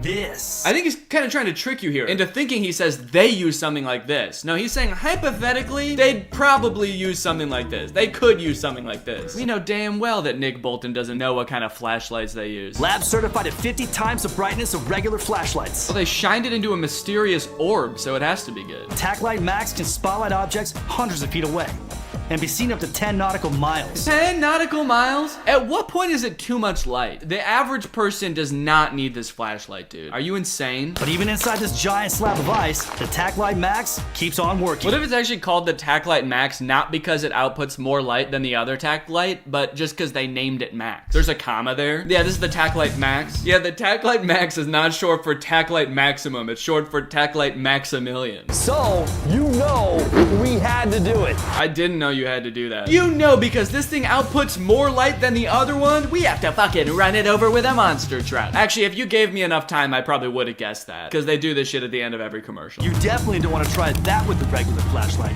And even though it's rugged and durable, it's lightweight and easy to hold. Can you attack someone with it though? What if my dog's getting eaten by a coyote? Please put this in terms of my dogs. My exact predicament. I mean, there's just nothing like it on the market today. Okay, cool. Shit, maybe I'll buy that. I could do another tack product testing video. I would need more than just that, but I would do another one. A really bright flashlight actually does seem like something kind of fun to test. Y'all ever notice how when Danny cut his hair, he didn't smile until it grew back? Oh, that's actually kind of true. I didn't in real life either. All right, motherfuckers. That's pretty much it for this subreddit video. Thank you guys for watching. Please head on over to the subreddit, submit some interesting stuff, okay? I want to come back and I want to make these subreddit videos interesting because I do enjoy making them when there's interesting stuff in the subreddit. So let's get some interesting memes, let's get some interesting takes, some new perspectives, some edits, some memes in the subreddit, and I'm gonna come back with a fierce vengeance and I'm gonna kill every single one of them. I gotta stop saying that. I gotta stop saying that. I'm not gonna kill anybody, all right? Bye. Hello, welcome back to my second channel. Thank you so much for joining us. I'm so happy that you're back here at my second channel. If you just stumbled upon this video and you thought it was on my main channel, it's not. This is my second channel. This is where we like to get a little bit goofier. So if you're just finding this channel for the first time, go ahead and subscribe and just see what happens. The last video I posted did really well. I think it has like 800,000 views, which is pretty good for a second channel. So we're gonna keep that going with another garbage video today. I don't think I've ever made a video about the obscene amount of doppelgangers that I seem to have. It seems like every day someone tweets me a picture of someone that they say looks like me, and usually it's just a picture of a person with a big nose that looks nothing like me, but sometimes I get tweeted pictures of people that look eerily similar to me, and it's gotten to a point where I now have like a huge thread on Twitter. Every time I get one that I think is pretty good, I add it to this thread, and even though I have that thread on Twitter, I've never actually made a video about it, and I've never actually ranked them. So that's what I'm gonna do today. I've seen a lot of videos of people doing like tier lists of different things, so I thought it would be kind of fun to do a tier list of my doppelgangers. So I've got them all loaded up here. I've got my screen recording, and we're just gonna go through them, and we're gonna figure out why are there so many people that look like me, and why are most of them women. Okay, the first one I got here, someone sent me this a while ago, and they said that they got their car repaired, and I didn't really think this one was that good, but the person who sent me this, I think said that the mechanic's name was Greg, and I think that that's a pretty cool coincidence, that this person looks vaguely like me, and his name is Greg. He's got kind of the nose. Oh, shoot. He's kind of got the nose, he's kind of got the hair, but it just doesn't all come together just right. So I'm gonna put this bad boy in... Oh, shit. What did I do? I'm not good at screen recording. I'm gonna put this bad boy in C tier. It's like not a great doppelganger if I'm being honest, but it's kind of impressive that his name is Greg. This next one, I think this one is pretty good. In fact, when I tweeted this, a lot of people were like, that's just you when you were younger. This looks more like me now than it looks like me when I was younger, but I still think it's pretty good. I feel like this is a C tier also. Yeah. C tier. This one's a good one. This is someone's history textbook. This dude, Carlos, he sent this to me on Instagram. This is Lord Byron, presumably royalty of some sort. I think he looks a lot like me. Like, if you don't show the hair at all, I think that looks pretty similar to me. And I'll be real, I like the fact that he's like royalty, or at least his name is Lord Byron. I'm gonna put that in A tier, actually. I quite like me some Lord Byron. Okay, so yeah, this one is not so good. This is a picture of a woman. Okay, this woman's got like, she's got the brown hair, she's got maybe the eyes and the nose, and maybe the lips, and I'm realizing I'm describing the whole face. I don't know, there's just something about it, like everything is just a little bit off, which makes the whole thing a lot off. It was good enough to go in the doppelgangers list, but I don't really think it's like that good. So she is gonna go, oops. I squished her. How did it? Okay. I'll just squish her down this way. She's gonna go in D tier. Maybe even E tier. Uh-oh, what's coming up next? It's another woman. It's kind of interesting to see like where these come from, like where people find these. This one is like, it's like a poster for a military school. Yeah, West Point. I'm pretty sure that's a military school. So the face we're looking at is right here, if you couldn't tell. And as much as I hate to admit it, I think that this looks a lot like me. I think her face is a little bit more round, but like if you just look at like the eyes and the nose and the lips, it is concerning how much this looks like me. So like, am I upset that it's a woman? Yes. But am I still going to put her in B tier? Yeah. I am. She's gonna get squished right into B tier. Okay, this one I'm not really sure what this is. It's from some Instagram account. Someone clearly sent this to me. Yeah, I don't know. It looks like me, kind of, but it also looks a little bit too old to be me. And we all know that I will never look old because I've looked 12 for my entire life. I'm gonna toss this bad boy into C tier. There he goes. He's going sideways. I don't know. I don't think this one's that great. For one, my hair is not even that dark, I don't think. Maybe it is it? No, I don't think it's quite that dark. You know what's weird is my hair used to be blonde, and sometimes I still think that my hair is blonde when it's very clearly like pretty dark brown. And so I say like, no, I've got blonde hair, and then I remember that I don't. I'm gonna put this in D tier. I don't think this looks like me. This looks like it came from an old yearbook or something. It is very blue. I don't know why the whole picture is blue. Maybe this was taken like in between when they invented black and white pictures and when they invented color pictures. Like they just had one color at one time and it was blue. I don't think that's true. I would say this face looks pretty similar to mine. Like if I made this face, like this squinting face, yeah, I could see this. I'm gonna put it in A tier, honestly. It's another lady. And if I'm being honest, I think that this looks a lot like me. And I also think that this lady's really pretty. So I don't know how to feel about that. I think this could go in like A or B tier. Maybe B tier. It's not quite A tier. Is it conceited of me to think that this woman who happens to look a lot like me is really pretty? Yeah, probably is conceited. She's gonna go in the B tier. I considered putting it in the A tier, but I don't like how confused it makes me, so I'm putting it in the B tier. Okay, this is a picture from some TV show or movie, I think. I've gotten this sent to me a lot, so it must be from something fairly popular, and I think that the amount of times it's been sent to me speaks to how much it looks like me. This really does look like it could have been me when I was younger. In fact, I did kind of look like this when I was younger, because I kind of went with the long hair. And if you didn't know what I looked like when I was younger, this could easily pass as me. Like, I would almost put it in S tier, honestly, but it doesn't look like me now, so I'm gonna put it in A tier. It could go in S, but it's too young of a face to be your boy Young Face. Next up, we got this headphone ad that was, I believe, in the London subway. I can understand why people think this looks like me, but when you look close up, it actually doesn't look anything like me. And it's also like a pretty small picture of a face. I think it's just sort of like a nondescript white dude with brown hair, and I wouldn't be surprised if a lot of other nondescript white dudes with brown hair also got people sending them this picture. To be quite honest, this has got to go in the F tier. I don't like putting things in F tier. I especially don't like the fact that there are a lot of women that are higher up on the tier list than this, but you know what? Sometimes we gotta make the tough calls. Okay, this is a fun one. This is a fun one because this actually was not sent to me. I actually found this. This picture is at a bar called Muldoon's, which recently closed. It doesn't exist anymore, but it was in the town that I grew up in, and I thought this guy looked kind of like me. And I think I might have been a little bit tipsy at the time because he kind of doesn't. Off of just the face alone, I might put it in like E tier, but because I found it and it would hurt my pride to put it so low, I'm gonna put it in D tier. And you might think that that's not allowed, but it is, because it's my tier list and I'm allowed to do whatever I want. All right, here comes the sad prince guy. I don't know what this is from. I don't know who this guy is. And I also don't think it really looks like me. It's gonna go in the D tier. It would go in the F tier if I didn't think it wasn't such a silly pick. I think what we're coming to find out while doing this tier list is that how much it looks like me is only a little bit important, and what's really important is whether I like the picture or not. So this is an interesting one. This looks like a picture in a health book or something. It says active listening promotes and protects health and healthful relationships. And someone circled the nose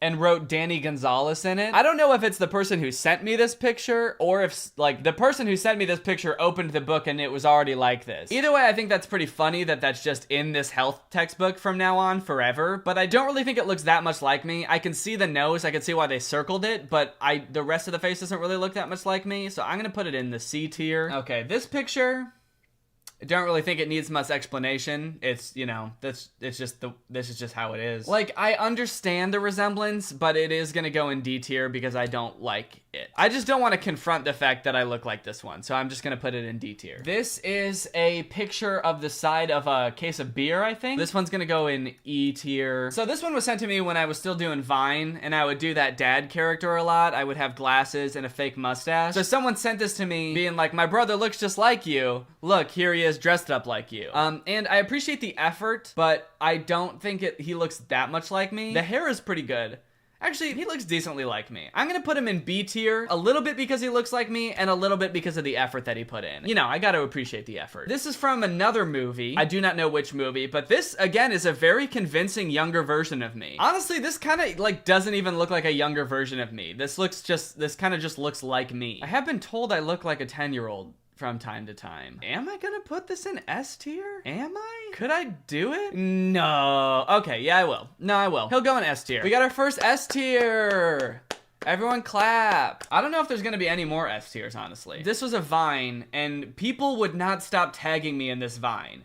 And I also don't even think I look that much like this guy, which makes it even more annoying. He's gonna go in E tier. Well, nah, he's gonna go in D tier. One of the most popular celebrities to send me that I look like, Gabe from The Office. I don't know his actual name, but people send me this dude all the time. I do think I look like him. I don't think I look that much like him, but I think he's a solid B tier. I think people send him to me so much because he's so famous and The Office is such a popular show. Ooh, okay, I like this one. People always tell me I look like the guy from Cloudy with a Chance of Meatballs. I see where you're coming from. I don't think the resemblance is necessarily uncanny. I could see him being a solid C tier. I would put him a little bit higher if he were a real person and not an animated character, but unfortunately I'm not an animated character, so I really can't make that concession. Okay, this is a young Gene Wilder, aka Willy Wonka. I've gotten this one a decent amount. I think I look a little bit less like him than I do like Gabe from The Office, so he's gonna go in C tier. This one is a very concerning image because I tweeted this and my own father texted me asking me why I was wearing a wig and pretending to be on Dr. Phil, and he was very surprised to find out that this is actually just a woman that was on Dr. Phil and not me at all. I really don't want to put her in A tier, but you know, much to my chagrin, I think I'm gonna have to. Okay, this is another woman. Honestly, people have sent me this one a lot too. I think this looks more like Daniel Radcliffe than it looks like me. I don't know, looking at her, like maybe if I make the face, like, does that look like me? I don't know. I don't really see it that much. I'm gonna put it in D tier. And is that because of how she looks? Or is that because I want this to be kind of a symmetrical bell curve shape? I don't know. I couldn't say. I could only answer that by looking deep down into my heart, which is something that I never do. So this is another one that my own family refused to believe was not me. It's very impressive. I don't know what was going on here. I think she's like dressed as Madonna. This is gonna have to go in A tier. This is such an iconic doppelganger of mine. It was like one of the first ones that I added to the Twitter thread. It's a pretty good one. I'm not gonna pretend like it doesn't look like me. Okay, this one is a little concerning. This person DM'd me with this image and said, Danny, why are you a World War I clip art? Like, as much as I hate to admit it, this really does look like me. Kind of crazy how this looks so much like me while still not being very detailed. I was honestly very impressed with this one. This one's gonna go in A tier. I like this one. Okay. All right. This is a good one. Look at this. Look at this shit. This is straight up me. Look at this. Wait, watch. Ready? Does that not look exactly like me? I saw this. This is in a music video. I forget what band it is. And when I saw this, I had to like stop and be like, was I in a music video that I don't remember or something? This seriously looks so much like me. And I don't know if it's because we're only seeing one distinct angle.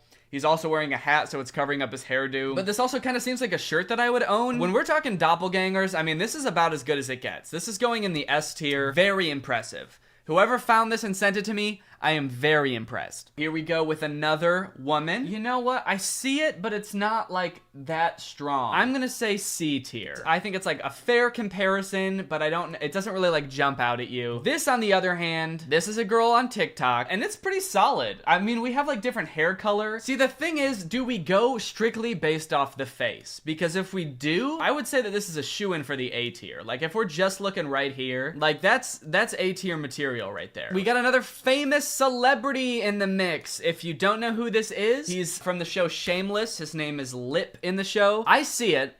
I get it. But looking at the competition, I don't really think he stacks up to anything above C tier, really. Here comes this girl, and I don't really have anything to say aside from she's going in the B tier. All right, ladies and gentlemen, we are at the finish line. We got one more picture, then we're donezo. This is a picture that I've gotten a few times, but I think is pretty good. And that picture is the maid from the Brady Bunch. You see, she is an older woman, and I am a young man, but it's pretty impressive how close her hairstyle is to mine. Her face is very similar to mine. I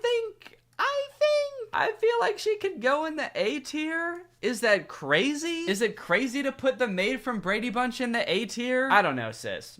She could go in the A or B tier. I'll put her in B tier. Sure, what the heck. Alrighty, guys. Well, take a good look at it. This is the comprehensive list of all my doppelgangers and how they stack up against each other. It's a pretty incredible variety, too. We got everything from, like, TV shows, music videos, history textbooks, yearbooks, Halloween costumes. I don't know where this is from. World War I clip art. You know, you never expect to find a doppelganger in World War I clip art. Everything from the London subway to, you know, the mom from Brady Bunch. You know, you can't get much more variety than that. So if you sent me one of these doppelgangers, thank you. If you happen to know of any more doppelgangers, I'll save this so that I can add to it later. Maybe we can do a part 2 at some point. Thank you guys for checking out the second channel. It's been kind of fun to just post stuff on here that I don't have to think too hard about and just kind of have fun experimenting with different stuff. But with that being said, that's the end of the video. Bye.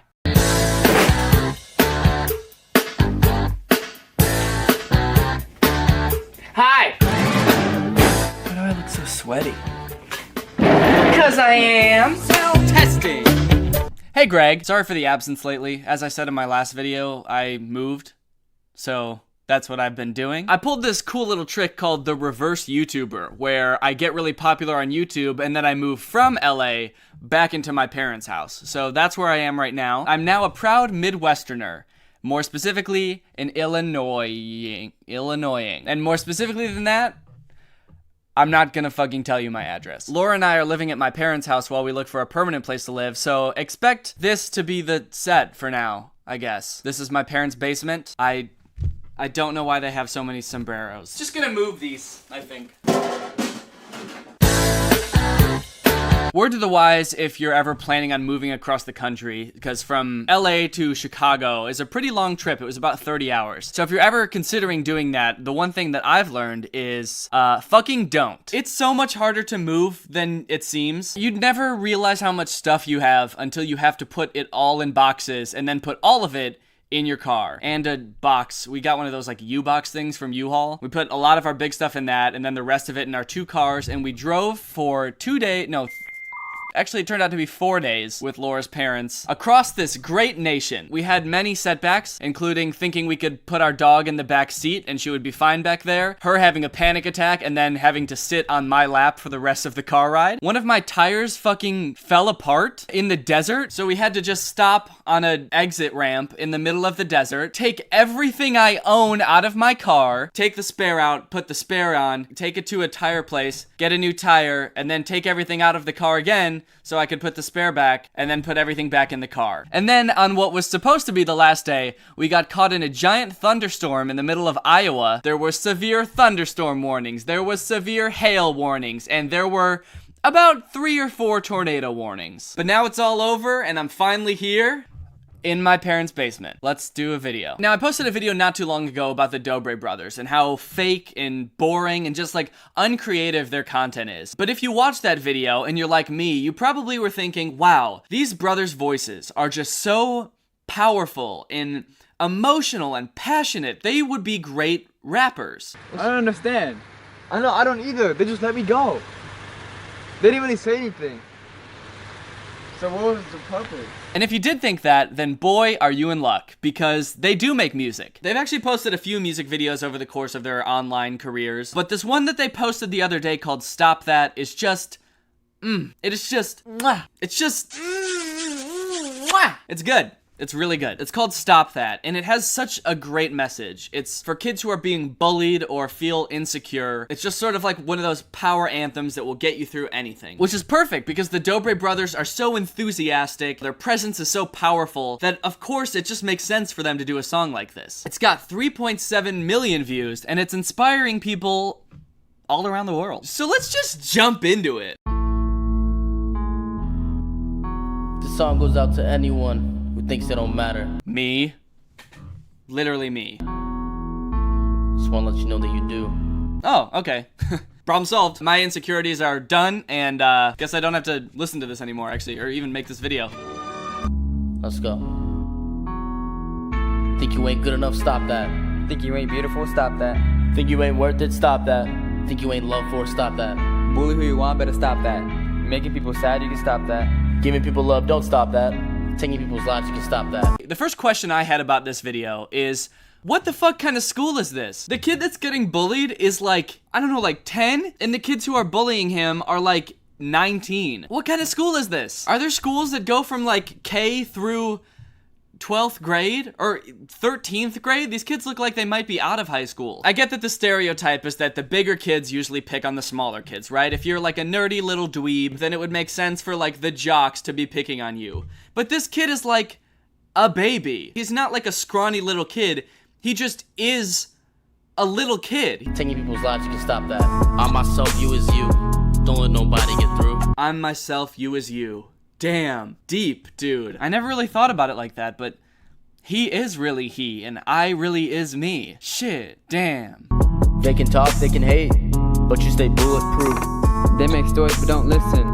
They realize they missing. We all had that experience in high school where this like 8-foot tall dude would come up to you and steal your basketball and then just hold it over his head and look at you and shake his head at you while you try to get it back and not say a goddamn thing. That's the worst kind of bullying. Silent bullying? Are you kidding me? Stealing your lunch money without saying shit? Because you know, when you're being bullied in school, the one thing that you really want is like answers. Like, why me? Why are you doing this? Can I please have my ball back? The fact that this dude's just not saying anything is just absolutely ice cold.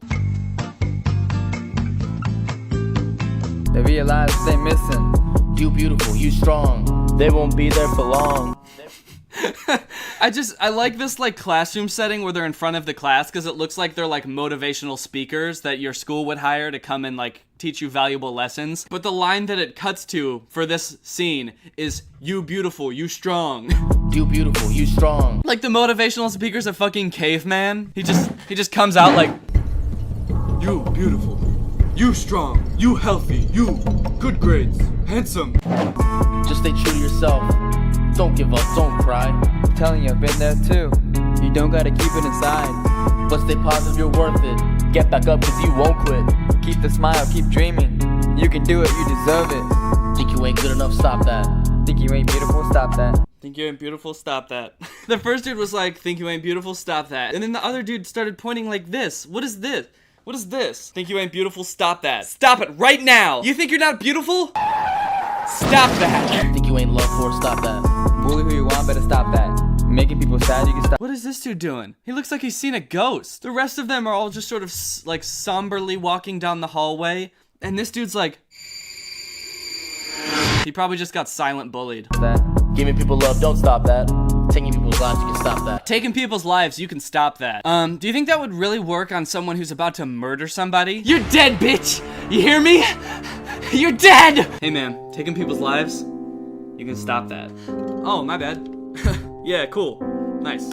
Thanks for letting me know. Do what you love. Don't let anybody tell you different. Now we strong, not broken. Ain't got time for folks who's trolling. Living moments, fast cars rolling. Lost our way, but now we homing.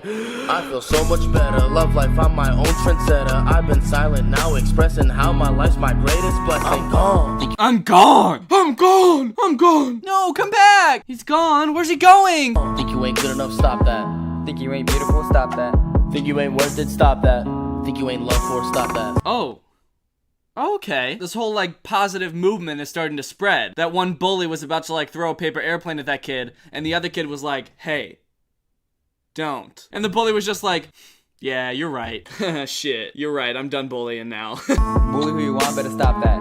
Making people sad, you can stop that. Why are they telling that to this kid? Bully who you want, you can stop that. Making people sad, you can stop that. Why are they saying that to this little kid? He's the one who was getting bullied. Maybe he's making everyone sad because he's such a fucking loser. Everyone's like, hey, dude, you really need to turn your life around. You're making everybody sad just watching you. You can stop that.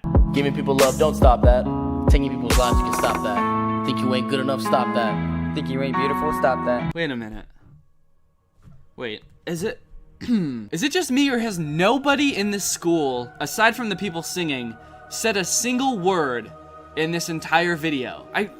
I don't think they have. Like, the bullies push the kid, they knock his stuff down, he doesn't say anything, they don't say anything. The kid with the basketball didn't say shit, and neither did the kid trying to get the basketball. It was just this silent exchange. And then the kid with the paper airplane, no words said. Why doesn't anyone speak at this school? This is a school for mute people. Bully who you want, better stop that. Making people sad, you can stop that. Giving people love, don't stop that. Taking people's lives, you can stop that. There's no words spoken. He sits down and he's like, and the kid's like, yeah! And then they run off together to go play basketball. Now I could harp on like the minor details of this video all day, but I think maybe the worst part of this whole video is the message. I've seen a lot of comments being like, wow, I guess the message is okay, but everything else is horrible. But what is good about this message? Hey, are you sad? Stop it. What kind of message is that? Not like, hey, I'm here for you if you ever want to talk about anything. We can work through your insecurities. No, it's just, are you sad? Stop. Gross. Don't be. You're a bully? Maybe you have problems at home or something. You have a lot of insecurities. I don't give a shit. Stop. There's a song by Bo Burnham, who's one of my favorite comedians. It's called Kill Yourself. It's basically a parody of songs like this. It's like problems like self-esteem or depression and stuff like that. A song with a message like, just stop it. It's not gonna help. You actually have to like work through these issues and find solutions. So the Dobre brothers, I guess you could say their intentions are in the right place, but then even the cynical part of my mind is just like, no, they're just preying off of kids who are insecure, trying to sell songs and make a quick cash grab. But if their intentions are in the right place, at the very least, they executed this very poorly, I would say. They have a lot of other songs, but they're mostly just like bragging about how rich they are. Easy money. About to get lit.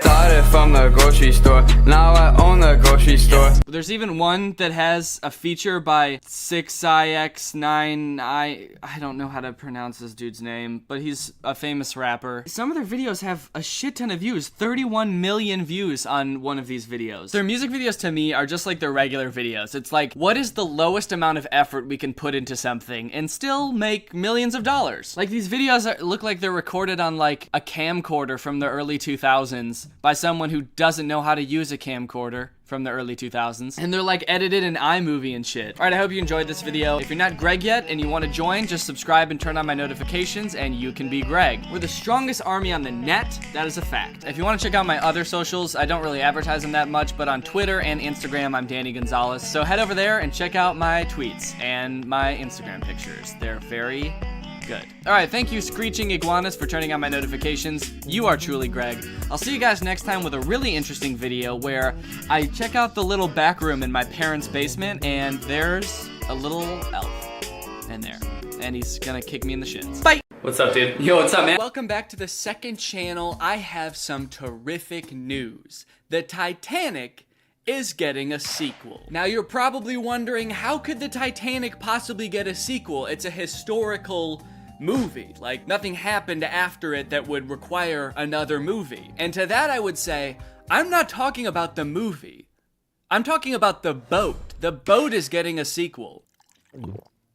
Crack open a sparkling water and let's jump into it. They're making a second Titanic that you'll be able to sail on if you want to. You heard that right. We got the Titanic 2 before GTA 6. I actually like that that's like a common joke that people say because it reminds me of like ancient times. Before they had like the current year numbering system, they would describe events happening as being in the time of a particular king ruling, in the time of some historical event. So it actually kind of makes me feel like in the time before GTA 6, we are getting the Titanic 2. This is gonna help historians a lot in the future. Now, this replica Titanic is supposed to be far superior to the original Titanic and will carry passengers around the world in, quote, style and luxury.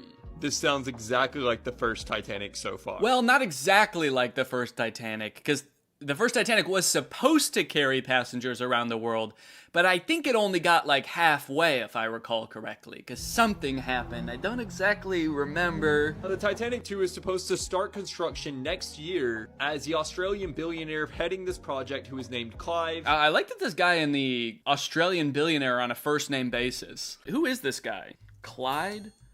Oh, his name is Clive, the 5th richest Australian. He has iron ore and coal holdings. What is this dude, a Minecraft villager? And he would actually trade you some bread for an emerald. The third time that the Titanic 2 was supposed to be built, but you know what they say, third time's a charm. Wait. So he tried to build it multiple times already and failed? Dude, I don't know if there's like a better sign that the universe is telling you don't do this than the construction project itself failing 3 times. If it's actually completed this time, then it will be done sometime around June 2027. 2027. It'll be done in June 2027 and will inevitably crash in July of 2027. Since the announcement, many people online are very, very skeptical of the ship. It seems like when it comes to anything to do with the Titanic, people believe that history will end up repeating itself. I mean, look, I don't necessarily think that there's anything inherently, like, cursed about the Titanic. I don't think it's like destined to crash into an iceberg. It's just kind of a weird thing to do. And also, if you're making a one-to-one replica, I guess you could argue that, you know, the first Titanic obviously did have some kind of structural flaw to it, because when it ran into an iceberg, it broke. I don't know if I don't know if that's a structural flaw or if that would happen with any ship. Would that happen with a modern cruise ship? What would happen if a wow, this is some interesting search results. What would happen if the sun exploded, if the moon disappeared, if Yellowstone erupted? There's a lot of existential threats in the Google search results. Okay, don't get distracted. What would happen if a modern... Whoa! Cruise ship hit an iceberg. That's the only recommended search result. Wow. All I typed is what would happen if a modern... Unlike Titanic, modern liners are welded together, not riveted, but the hull would still buckle, impacting an iceberg that hard, and presuming she hits and the bow takes a large impact, she will sink. Take this with a grain of salt because this is from a Quora answer. Someone did make a point that legally they have to now have enough lifeboats on board for everyone, so hopefully it wouldn't be as big of a deal if they crashed into an iceberg. If I was a billionaire, as soon as I heard about this guy's plan, I would also announce that I am planning on building a sequel to the iceberg, and I'm gonna put it directly in the path of this new Titanic. It's gonna be like a billionaire game of chicken. Okay, here's an article about the whole thing. What is the Titanic 2? Billionaire Clive Palmer revives plan for replica ship. Essentially recreate the exact ship that sank in 1912, including a third-class cafeteria that will serve stew and mash at long tables for those interested in the most authentic experience. This kind of reminds me of that Star Wars hotel, the one where you just like get locked in it for 2 days and you don't have windows and you just have to pretend you're in Star Wars. That actually ended up closing because it was really expensive. It just feels like a very immersive experience. And I bet like the third class tickets are also going to be really expensive too, where you get served stew and mash. Doesn't sound that luxurious. Crucial quote. So I could do the Titanic. I'm gonna do it. Sounds like whenever they got this quote from, he thought of the idea right then and there. He's like, I could do the Titanic. Yeah, I'm gonna do it. I'm gonna do it. It's a lot more fun to do the Titanic than it is to sit at home and count my money. Yeah, well, that's probably what the people who made the first Titanic thought, and look where they are now. They're dead. They actually weren't on the boat, but they are dead now because, you know, that was like 100 years ago. The ship is physically smaller than the majority of today's transatlantic cruisers, but largely on par when it comes to capacity. Yeah, actually, that's interesting. I feel like I've seen pictures of modern cruise ships next to the Titanic, and it's actually insane how much bigger modern cruise ships are. Let's see if Google can guess what I'm gonna type this time. Modern cruise ship versus Titanic. Damn, dude. Yeah, look at this. Look at that, man. And that's not even the biggest cruise ship, that one in the background. Look at how big this cruise ship is. Sorry, why would I pay to be third class eating mashed potatoes and stew on a Titanic sequel when I could go on this literal city on the water? Granted, I don't really like cruises, so I'm not gonna go on either. I mean, it doesn't seem like the experience even compares. Look at this. Look at them go. If you were on this thing and it hit an iceberg, I don't think you would even notice. You'd be having too much freaking fun. Okay, so the Titanic 2 is gonna be 882 feet long.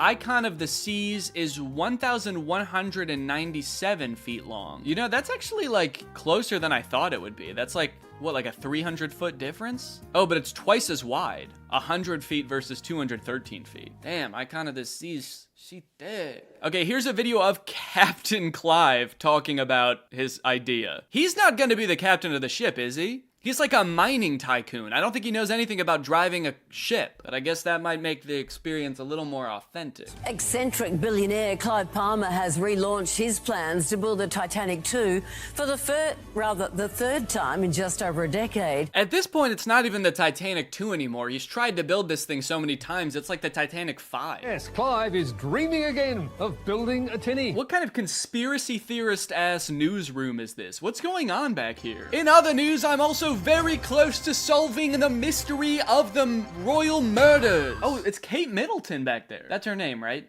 The princess or whatever that was like missing. Dude, he's like full on conspiracy theorist mode back there. When you reach my age, you either want to build a boat or go on a holiday, so I thought I'd build a boat. When we reach your age, you either build a boat or go on holiday. That's weird. I feel like I have a lot of relatives that are his age and none of them have ever built a boat. But I guess they have been on holiday. You know, you can make that kind of statement about anything as long as one of the things is something that most people do. Most people, when they turn 16, either get their driver's license or fly up to the moon and blow up in a big explosion of glitter and confetti. You'll be going back in time to 1912, when men and women looked at each other differently. Yeah, back when men and women looked at each other like, oh no, the ship's going down! The Titanic is coming, with Clive assembling the media last week to declare... Oh, he's holding a little, like, media press conference for his event. Do you think he's done this every time he's started trying to make the Titanic happen? Guys, I don't think he really wants to build the Titanic. I think he just wants the attention. He just likes getting a lot of people into a room and announcing something exciting. And is that so wrong? When you get to his age, you usually do this type of thing. The first ship will come into service,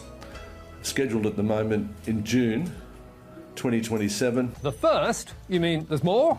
And only 3 years away? So, what's the cost? This news reporter is having none of it. He does not buy any of Clive's dreams. Oh, really? 2027? And you're actually gonna build it? And you're gonna build multiple? You dumb sack of shit. How stupid do you think we are? Can you just end this press conference so I can get back to solving these murders? But I'm sure the shipyards will want to charge me $1 billion for it. They can see a sucker a mile away. So, will anyone hop on board? It sank. Why would I buy a ticket on another one? I'll go for it, Clive. I hope you go down to the bottom of the sea in it. Ouch. That was such a pleasant way to say, I hope you die. Well, Clive, I hope you sink down to the bottom of the sea and have a little party with the fishes. Has the Fin Review got it right? Are you worth $23 billion? I think within a 10 to 15% range, they might be right. Imagine having so much money that you actually don't seem to know how much you have. He was like, yeah, I think so. I should check. Actually, I haven't checked my bank account in years. I don't even know if I have money anymore. He logs into his bank account. He's actually the poorest person in Australia. Thought I was a billionaire. What happened? Spent all my money trading with that villager. Okay, here's another related video about mining billionaire Clive Palmer suing the Australian government for $300 billion. In 2012, the WA government rejected a proposal by Palmer's mining company for a mine in the Pilbara. Palmer sued the WA government, but failed for a number of different reasons. Palmer is now attempting to sue the federal government instead. Why? Palmer's mining company is Australian. Why? Well, he likes money and he wants more of it, so he figures this would be a good way to do that. He also wants to build a boat that costs $300 billion. Now, the Australian government has signed a trade agreement with Singapore that offers some protections to Singaporean investors. Palmer is effectively arguing that he is a Singaporean investor entitled to these protections. So now he's suing for $300 billion. I don't know, man. I hope he loses that case, because, like, if the ship is gonna cost $1 billion and he's about to win $300 billion, what other kooky ideas is he gonna come up with? He's gonna do Titanic 2. He's gonna do the Hindenburg 2. He's gonna do Smallpox 2. Gonna take us back to when smallpox were a thing. When men and women looked at each other different. They looked at each other like, oh my god, we've got smallpox. That was not a good Australian accent. I'm not proud of that. Billionaire says his long-delayed Titanic 2 ship will be antidote to woke politics. How so? That's not why the first one sank, is it? It'll be a COVID vaccine-free environment. Vaccine-free how? He said we won't have any. I can't do an Australian accent, I'm sorry. I gotta stop trying. We don't believe people should be compelled. You might be aware of it, but I recently funded a case in Queensland where we had the vaccines declared unlawful because we believe that impeded on individual choice and freedom. So your way of committing to individual choice is by making the Titanic 2 a vaccine-free zone. You're not allowed to get it if you come onto the Titanic 2. Yeah, no, that makes sense. Oh, okay, he says that vaccinated people will be allowed on the ship. That's very kind of him. This gets to something you said in your recent press conference, which is that the Titanic reflects traditional values instead of woke values. So can you explain what that means? You said, there's been a concept in society that you can cancel people. I think that you know what I mean by canceled people. And we think it's a terrible concept. The United States was founded on the rights of men to be different. Yeah, but you're Australian? Okay, that literally didn't answer the question at all. He just doesn't like that people can get canceled now. Well, you know who all got canceled? Everyone that went on the Titanic. Okay, so this is the website for Blue Star Line's Titanic 2. We are very pleased to announce that after unforeseen global delays, we have re-engaged with partners to bring the dream of Titanic 2 to life.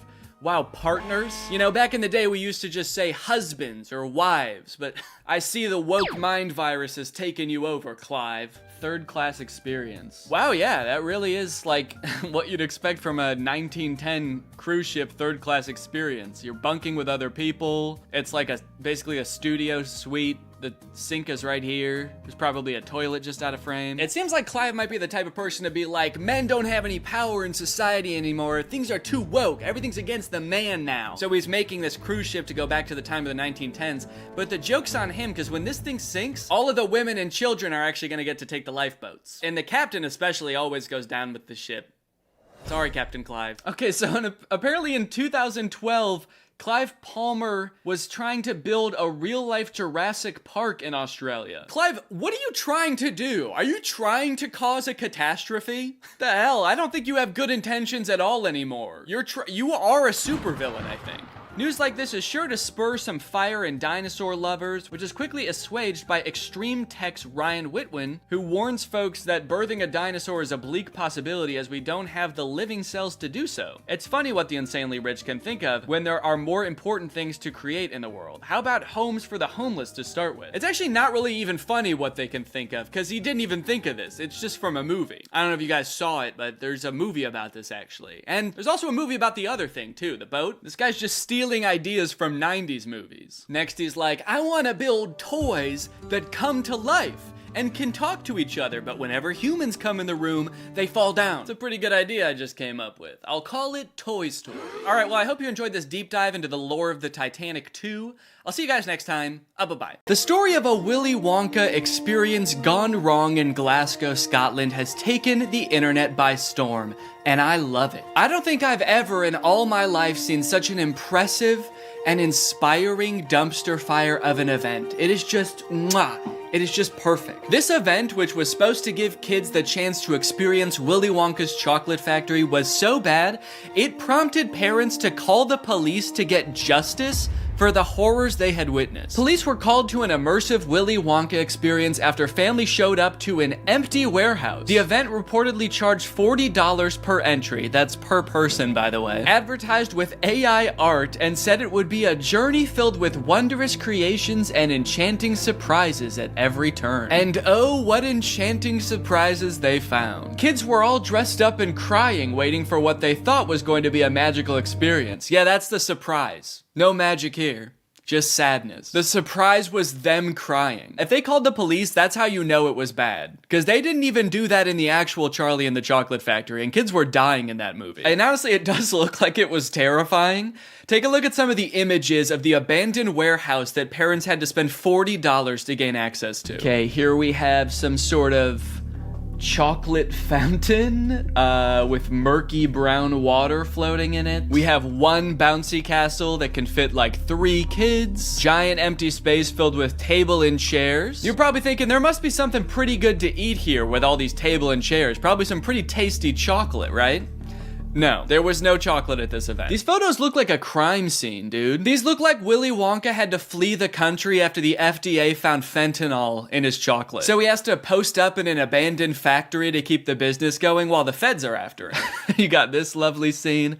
I think that the size of the warehouse really screwed them over, honestly. If it was a smaller room, it wouldn't look so empty. There would still be nothing to do there, but it wouldn't look so sad. In a way, seeing this photography light in front of this like $2 Candyland backdrop makes me feel kind of sad for the people who put on this event. Like, oh, you really thought people were gonna want to take pictures in front of this shit. Of course not. No. If 2 parents brought 2 kids to this event, it would cost $160, and you're getting this. I think I get why they called the police, honestly, dude. If I was promised some kind of fun Willy Wonka experience for the kids and then showed up to this foggy warehouse, I would think I was about to be murdered in some kind of Willy Wonka-themed Saw movie. reality. And if that's not enough, wait until you see the nightmarish characters they had running around this place. So this is one of the most famous pictures to come out of the whole ordeal. This is an Oompa Loompa, obviously. A lot of people are focusing on the facial expression she's making in this picture. She looks exasperated. And honestly, I don't blame her. This has to be like the worst acting gig she's ever had. As far as I know, this actor wasn't putting on the event. She was just hired to be there. She's probably dealing with crying children,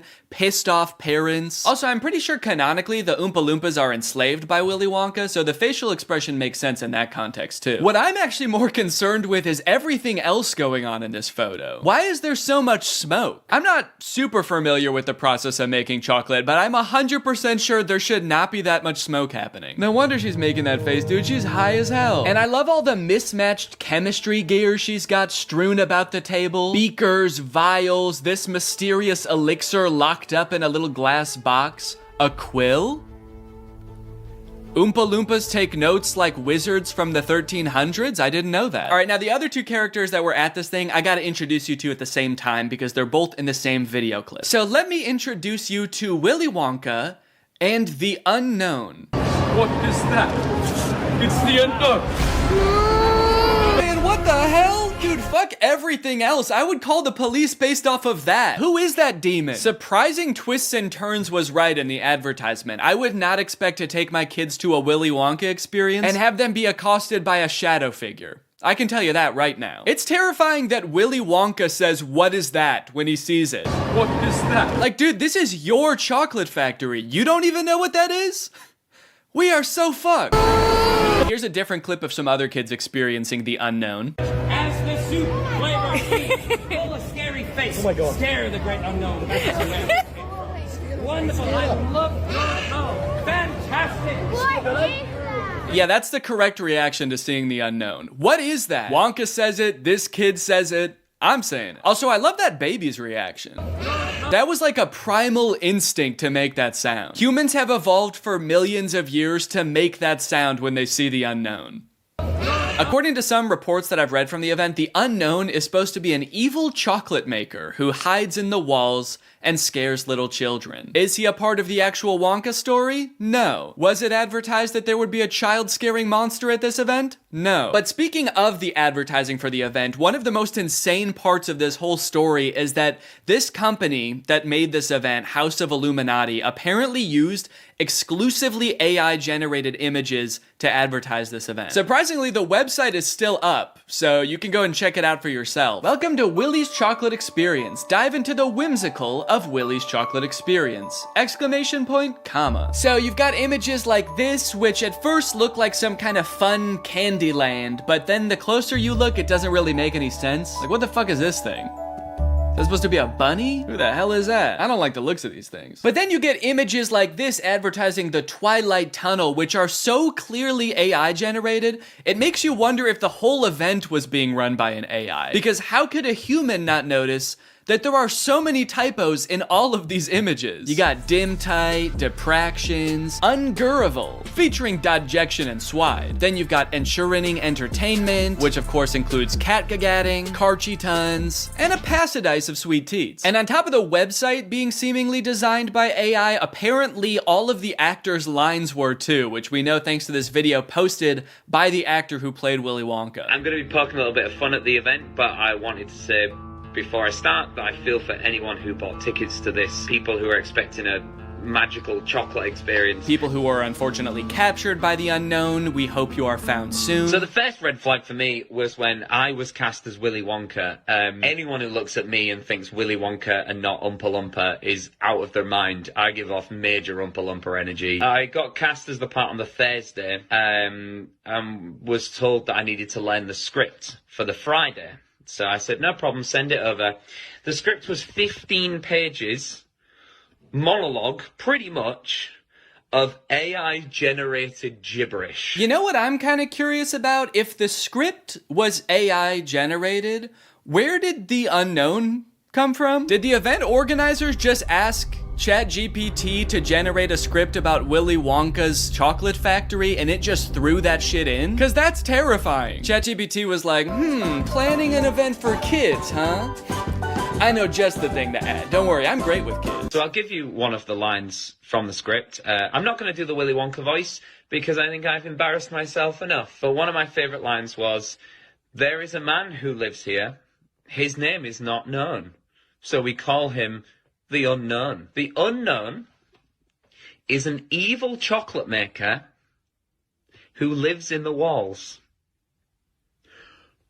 What? We were told on the experience to hand out a jelly bean, one jelly bean per child, and a quarter of a cup of Tesco's own brand lemonade. One jelly bean? All that smoke the Oompa Loompa had to endure, and she was just back there cranking out one jelly bean? Maybe the unknown was introduced as some way to canonically explain why there was no chocolate at the event. Sorry kids, there's no chocolate here today. An evil chocolate maker showed up and he shot the Oompa Loompas. They're dead now. So one of the Oompa Loompas from the event also posted a TikTok kind of poking fun at the whole experience, but the one actor we haven't heard from yet is the one that we all obviously want to talk to. The Unknown. Unknown, we need to know your story. What was your inspiration for your performance? How did you get into character? The Unknown must have had the worst time of any of the actors because, like, you got hired to do a performance of Willy Wonka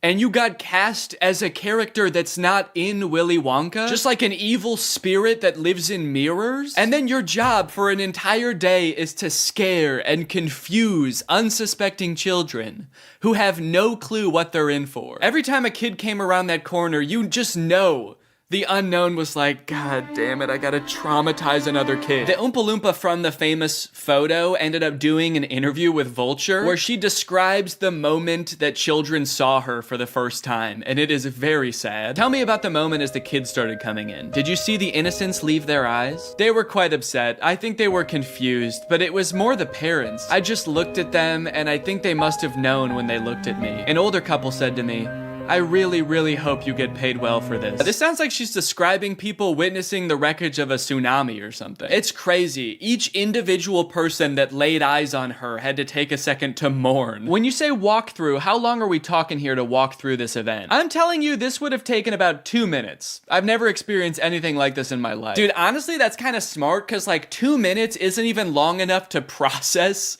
like the first stages of grief. You're getting these people in and out before they can even realize they got scammed, you know? They don't even know what the fuck just happened. After the police were called, people started getting refunded, the story blew up. The director of the company who put on this event did eventually apologize. I'm really shocked that the event had fallen short of the expectations of people on paper. Yeah, dude, on paper the event was awesome. No chocolate, abandoned warehouse, smoky Oompa, just like the movie. There was every intention to hold the event from the pictures. Despite not being the best light, hopefully you'll be able to see that there was every intention to hold the event. No, we know you were planning on holding the event. That's kind of the problem. I think a lot of people wish you didn't. Unfortunately, there were unforeseen circumstances and the event didn't come to light. He's like, we were not expecting that evil chocolate maker to show up. The Unknown ruined the event. These issues were technological in nature. We had ordered a holographic paper that didn't arrive on time. The holographic technology in itself is absolutely fabulous technology, and unfortunately, there was a delay in postage. Holographic paper? No, I don't think that was the problem with the event, actually. The lack of holographic paper. Look, I don't know what holographic paper is, but based on his reliance on ChatGPT and Midjourney, I do not trust his opinion of absolutely fabulous technology. So I'm just gonna go ahead and assume the holographic paper would not have helped. Well, gang, this is surely an event that will go down in the history books. I hope you enjoyed this video. If you're new here and you're not subscribed yet, make sure you subscribe and turn on my notifications to join Greg. I'll see you guys next time. Bye-bye. What's up, Greg? I hope you're having a great day. Welcome back to another episode of This Actually Happened. Except it didn't. Lately, I've become a little bit obsessed with this radio show that I hear when I drive to the gym in the mornings a lot. It's called Waiting by the Phone. If you listen to good old Fred and Angie on 103.5 in Chicago, then there's a good chance that you've heard it before. I think that it is awful. And I've been listening to it a lot lately because it confuses me so much, and now it's taking up all of my thoughts, and so I need to make a video about it to vent so that I can stop thinking about it, and I can transfer all of my concern to you guys. So that's what I'm gonna do. Basically, the premise of the show is somebody calls the radio because they just went on a date, they had a great time, but now they're getting ghosted. What went wrong on the date? Why is this mean person ghosting this nice, sweet person who's just looking for love? But then, craziness ensues. Here's the thing though, every single situation in all of these dates that they describe are so insane that they could not possibly be real. So in the past week, I downloaded the iHeartRadio app. I think I might be the first person to ever say that or admit that. So let's start off by listening to one, shall we? We're gonna listen to this one. It was actually recently voted the #1 episode of Waiting by the Phone by Waiting by the Phone fans. They had a little contest. This one is called The Drug Deal. So let's take a listen. Why'd they get blown off? We'll find out now in Waiting by the Phone with Fred and Angie. Hi, Allison. How are you? I'm great. How are you guys? Very well. Good morning. Thanks for being on the show. It's Waiting by the Phone. Tell us about this guy, Matthew, how you guys met and where you stand right now. I like the little club beat that they always play at the beginning. It's this little like... And they're like, so this really nice guy that you really like is not calling you back and now you're all alone? Tell us more about how this crippling failure is affecting you. He came by and picked me up and we went out to dinner and then a movie and then drinks after.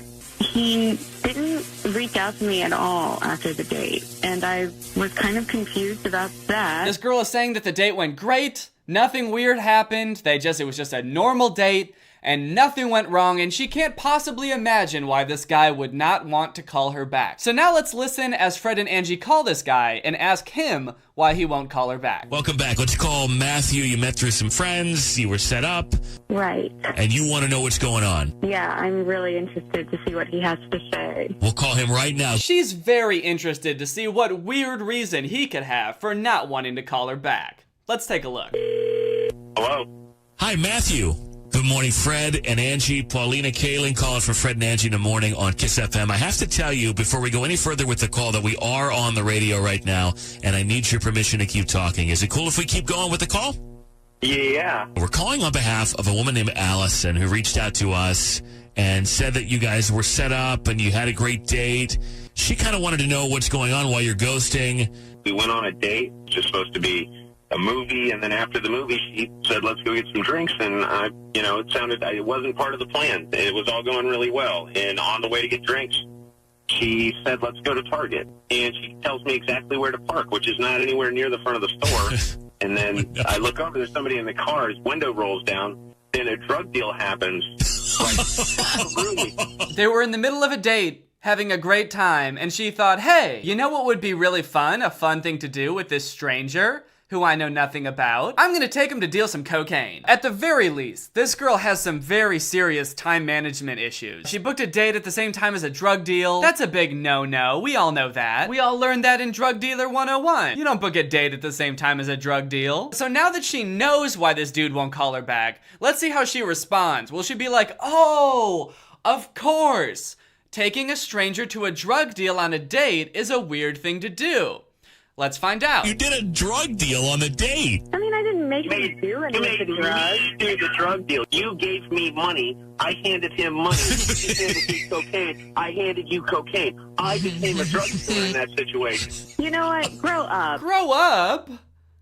Huh? Why is she so flabbergasted by the idea that this dude didn't want to do a drug deal on a date? Even people who deal drugs know that you should probably get to know someone and, build trust with someone before you reveal to them that you are a drug dealer. Allison, you have to acknowledge that maybe if he's not into that, then he doesn't want to get nailed for buying it. Oh, please. He wasn't buying it. We were just out to have a good time, and so I was trying to make it better. Okay. Look, so is there any way, would you get past this, Matthew? So then Fred and Angie ask if there's any way that the dude could get past this and go on another date with her. He obviously says no. And that is the end of the episode. That is an episode of Waiting by the Phone. So aside from how wild that was, it's kind of like a weird premise to begin with, right? Like, it's about people who are getting ghosted. Their texts aren't being answered, their calls aren't being returned, but they want a second date, so they figure, hey, maybe if I call the radio and I get the radio host to interrogate my date, they'll want a second date with me. Because that's really what people want, is to be interrogated on the radio. And the fact that the premise is weird would be forgivable if it weren't for the fact that this entire show is completely fake. That's right, the date didn't even happen. The whole show is fake, the date was fake, the story's fake, cocaine's not even real. Even though they do a couple things to try to make you believe it's real, like when the person answers the phone, Fred and Angie have to ask if it's okay that they're on the radio, making it seem like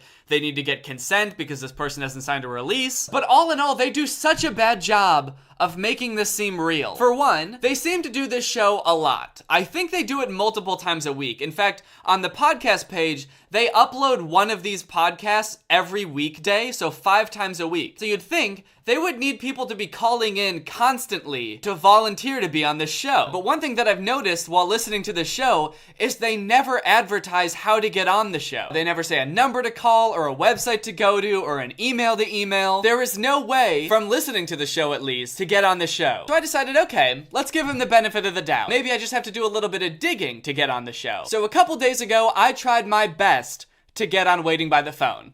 And here's what happened. So I'm just gonna Google it to see if there's a number listed anywhere. All right, so I Googled Waiting by the Phone Kiss FM phone number. The first option is just an episode of Waiting by the Phone that you can listen to. And then the second one is Best of Waiting by the Phone. These are some videos of Waiting by the Phone. Okay, so there's no number listed anywhere for you to call Waiting by the Phone. Literally no information on how to get on Waiting by the Phone. So what I think I'm gonna do is over here on Kiss FM's website, you can click, there's an option to contact Kiss FM. So I'm gonna do that, and then there's a few numbers here: studio line, business line, advertise with us. So I'm just gonna try calling the studio line and see if I can get on Waiting by the Phone. Okay, I am calling Kiss FM's studio line.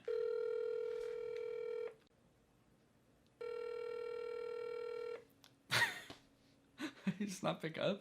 Can you even call Kiss FM at all? I've been waiting for 3 minutes now and no one has picked up, so I'm gonna hang up. Can I tune into the radio right now and see what's going on? Maybe they're doing something where they're using all the phone lines. Okay, no, they're just playing Selena Gomez. So, no reason that they shouldn't be able to pick up the phone. I assume they have employees that do that. Maybe I'll try calling the business line. Waiting by the Phone is serious business, so you gotta call the business line. Thank you for calling iHeartMedia Chicago. Our office is now closed. I found an email form I can fill out to send to them, so maybe I'll do this instead. Help! I want to be on Waiting by the Phone. Please help! Yes, I would like a reply. Yes, I am not a robot. And submit. Your request has been received. All right, we'll see what happens. All right, it's the next day. It is 10:54. So hopefully this is within office hours of the Kiss FM studio line. I'm gonna try calling them again. They're not gonna pick up, are they? They're never gonna pick up. Okay, so I'm just gonna assume that their studio line doesn't exist and there's actually no way to contact Kiss FM, unless they ever respond to my email request, which I also doubt they will do. So yeah, it's impossible to get on the show because everyone on the show is an actor, and if you are not an actor, then you cannot be on the show. Alrighty, let's check out another episode, why don't we? This one's called The Dump and Dash. How you doing? Doing very well. How about yourself? Very well. Thanks so much for calling. Waiting by the Phone. Tell us about your date with Stephanie, how you guys met, and where you guys stand right now. Well, we were talking for a bit on Bumble. We went out for drinks, Cinco de Mayo. We even hooked up, which was awesome. Oh man, they hooked up?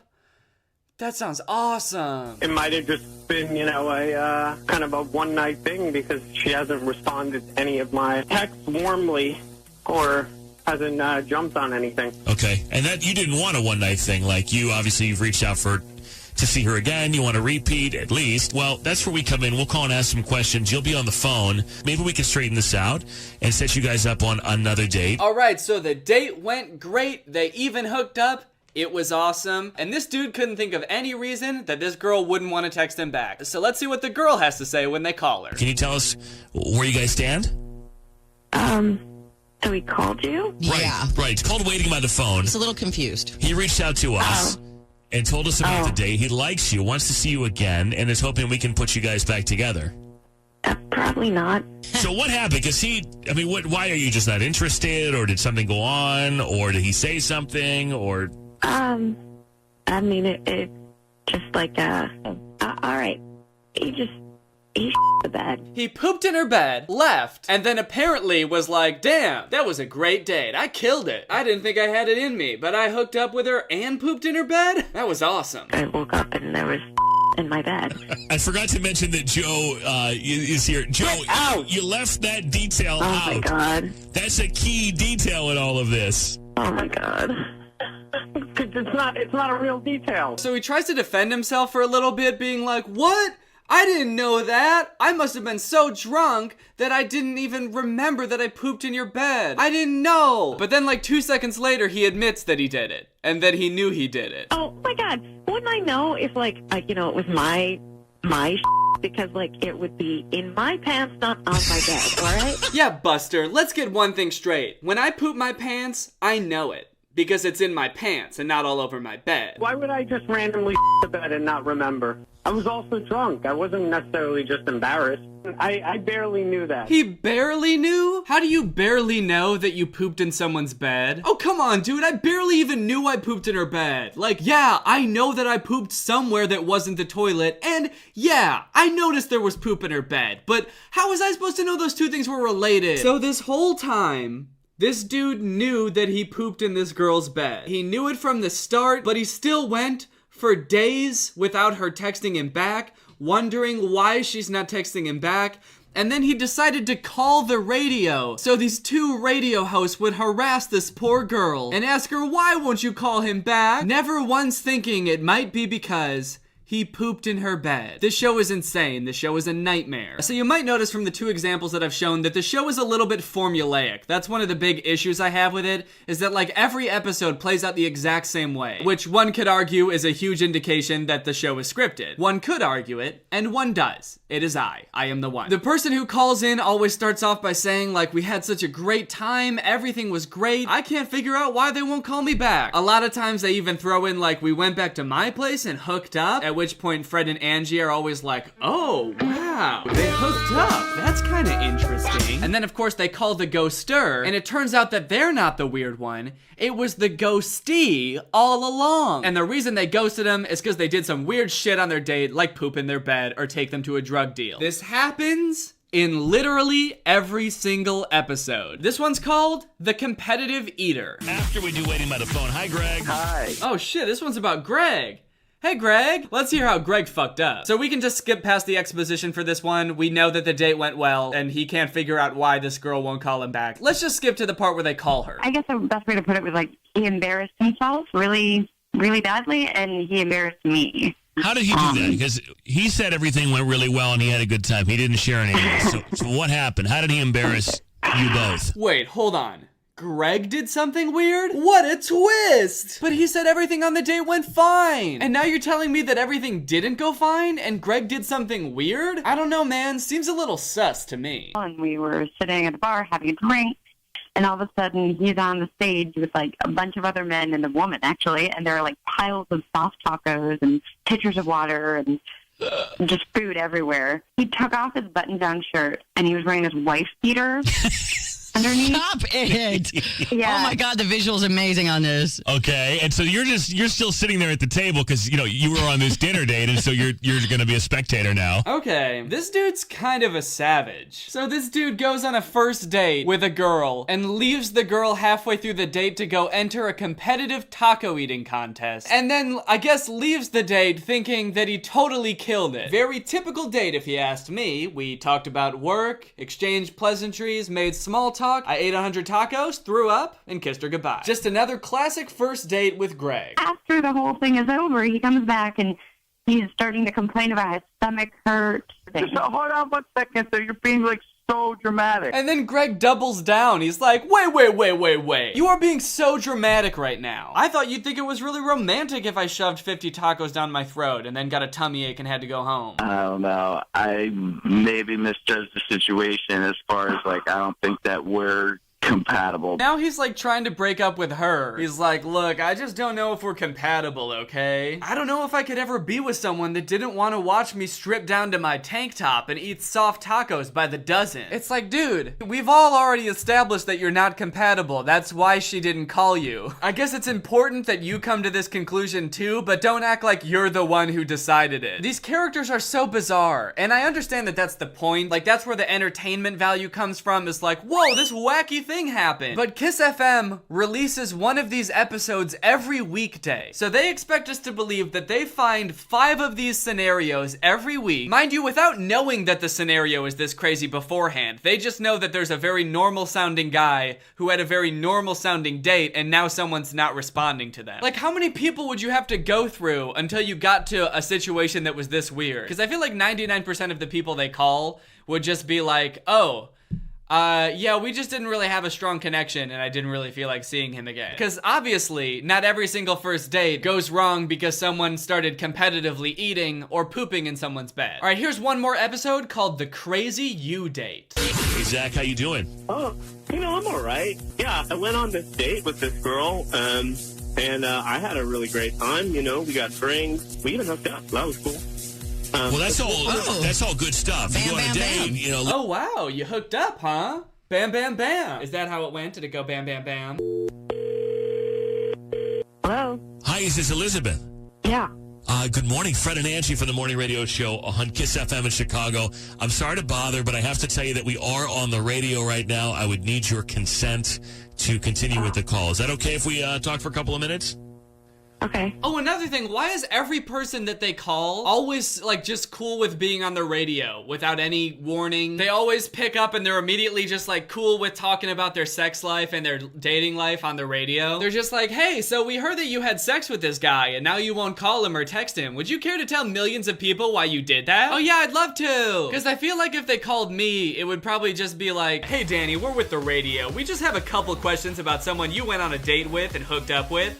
Do you mind being on the radio real quick? Yes. Or I just wouldn't even pick up, because I never pick up unknown numbers, and I'm pretty sure no one does. And this right here is exactly why. Because those pesky telemarketers, always trying to get you on the radio. Yeah, another weird thing is that they even pick up in the first place. This show airs at like 9 a.m., so presumably a lot of these people must be at work, right? Why are these people so cool with just like talking about their dating life out in the open at work? Just in your cubicle, like, oh, you want to ask me about a girl I hooked up with? Sure. Okay, so basically, right after we hooked up, this girl put a huge poopy in my sock drawer. Excuse me, sir, this is an office. If we could keep private conversations outside, if you need to step outside. Fuck off. Yeah, and then she peed in all my water bottles. Yeah, an entire 24-pack. I don't even know how she found the time to do that without me noticing. All right, anyway, let's find out why this girl is ghosting this guy. Wow. Well, he really freaked me out. Why? We went on this date and we were having a good time and talking about all those shows that we're binging. And I started talking about this show, You, that I'm obsessed with. I thought that, that was the end of it, and then we go back to his place and, like, to hook up, and then he disappeared for a while, and then he came back wearing this ball cap, like that guy Joe. Wearing the hat? And a backpack. Oh, yeah, no. he's wearing a ball cap and a backpack, and oh no, he started talking like Joe, and it freaked me out. Whoever writes these, what kind of people do you think exist? Is this something that you think happens on first dates, like all the time? So this girl said she was obsessed with you, and then they go back, in her words, because she thought they were gonna hook up, and then he leaves for a bit and comes back dressed up as the creepy guy from You. I don't know if he's like a murderer or something, because I've never watched the show. He turns into the psychopath? Yeah, he started calling me Beck. Oh my God, I would have ran so fast. I know. The guy's a psychopath in the show, and you're embodying that. Yeah, I thought you were into that, Beck. I thought you would like it if I, for all intents and purposes, a stranger to you, dressed up as a creepy psychopath from a TV show while you're alone with me in my apartment. I thought you'd think it was hot, babe. How was I supposed to know? Wait, the weird thing is that the dude said that they hooked up at the beginning. Remember? Bam, bam, bam. But the girl says they just went there because she thought they were gonna hook up, but then he left and came back dressed up as this dude from You. So did whoever wrote the script just forget that they had the guy say that they hooked up? Or does the guy think that dressing up as a character from You counts as hooking up? Does he think that's what hooking up is? Anyway, that's the end of that episode. I would just really like to be in the minds of Fred and Angie and whoever writes the show. I don't know if it's Fred and Angie or if they even know that the show is fake. Maybe they don't even know. Maybe someone else entirely writes the show and the producers at the show do the whole thing, but Fred and Angie don't even know that it's fake and they think they're really on the phone with real people. Because a lot of the times the reactions do seem surprisingly genuine, but the show is definitely fake. I just don't know if Fred and Angie know this. Alright guys, I hope you enjoyed this video. If you're new here and you're not subscribed yet, make sure you subscribe and turn on my notifications to join Greg. Greg is what I call my subscribers. We're an army, baby. Fastest growing army on the whole internet. Don't look that up. Alright, thank you Stella for turning on my notifications. You are truly Greg. I'll see you guys next time with a really interesting video where I climb onto the top of the Empire State Building with a little girl in my hand and swat away planes, but then I die. Bye! This video is over now. Over now. Go find something else to watch, or just watch this video. I know we had a lot of fun, a lot of fun, but you can't stay on this end screen forever. No. This video is over now, over now. So why are you still watching this?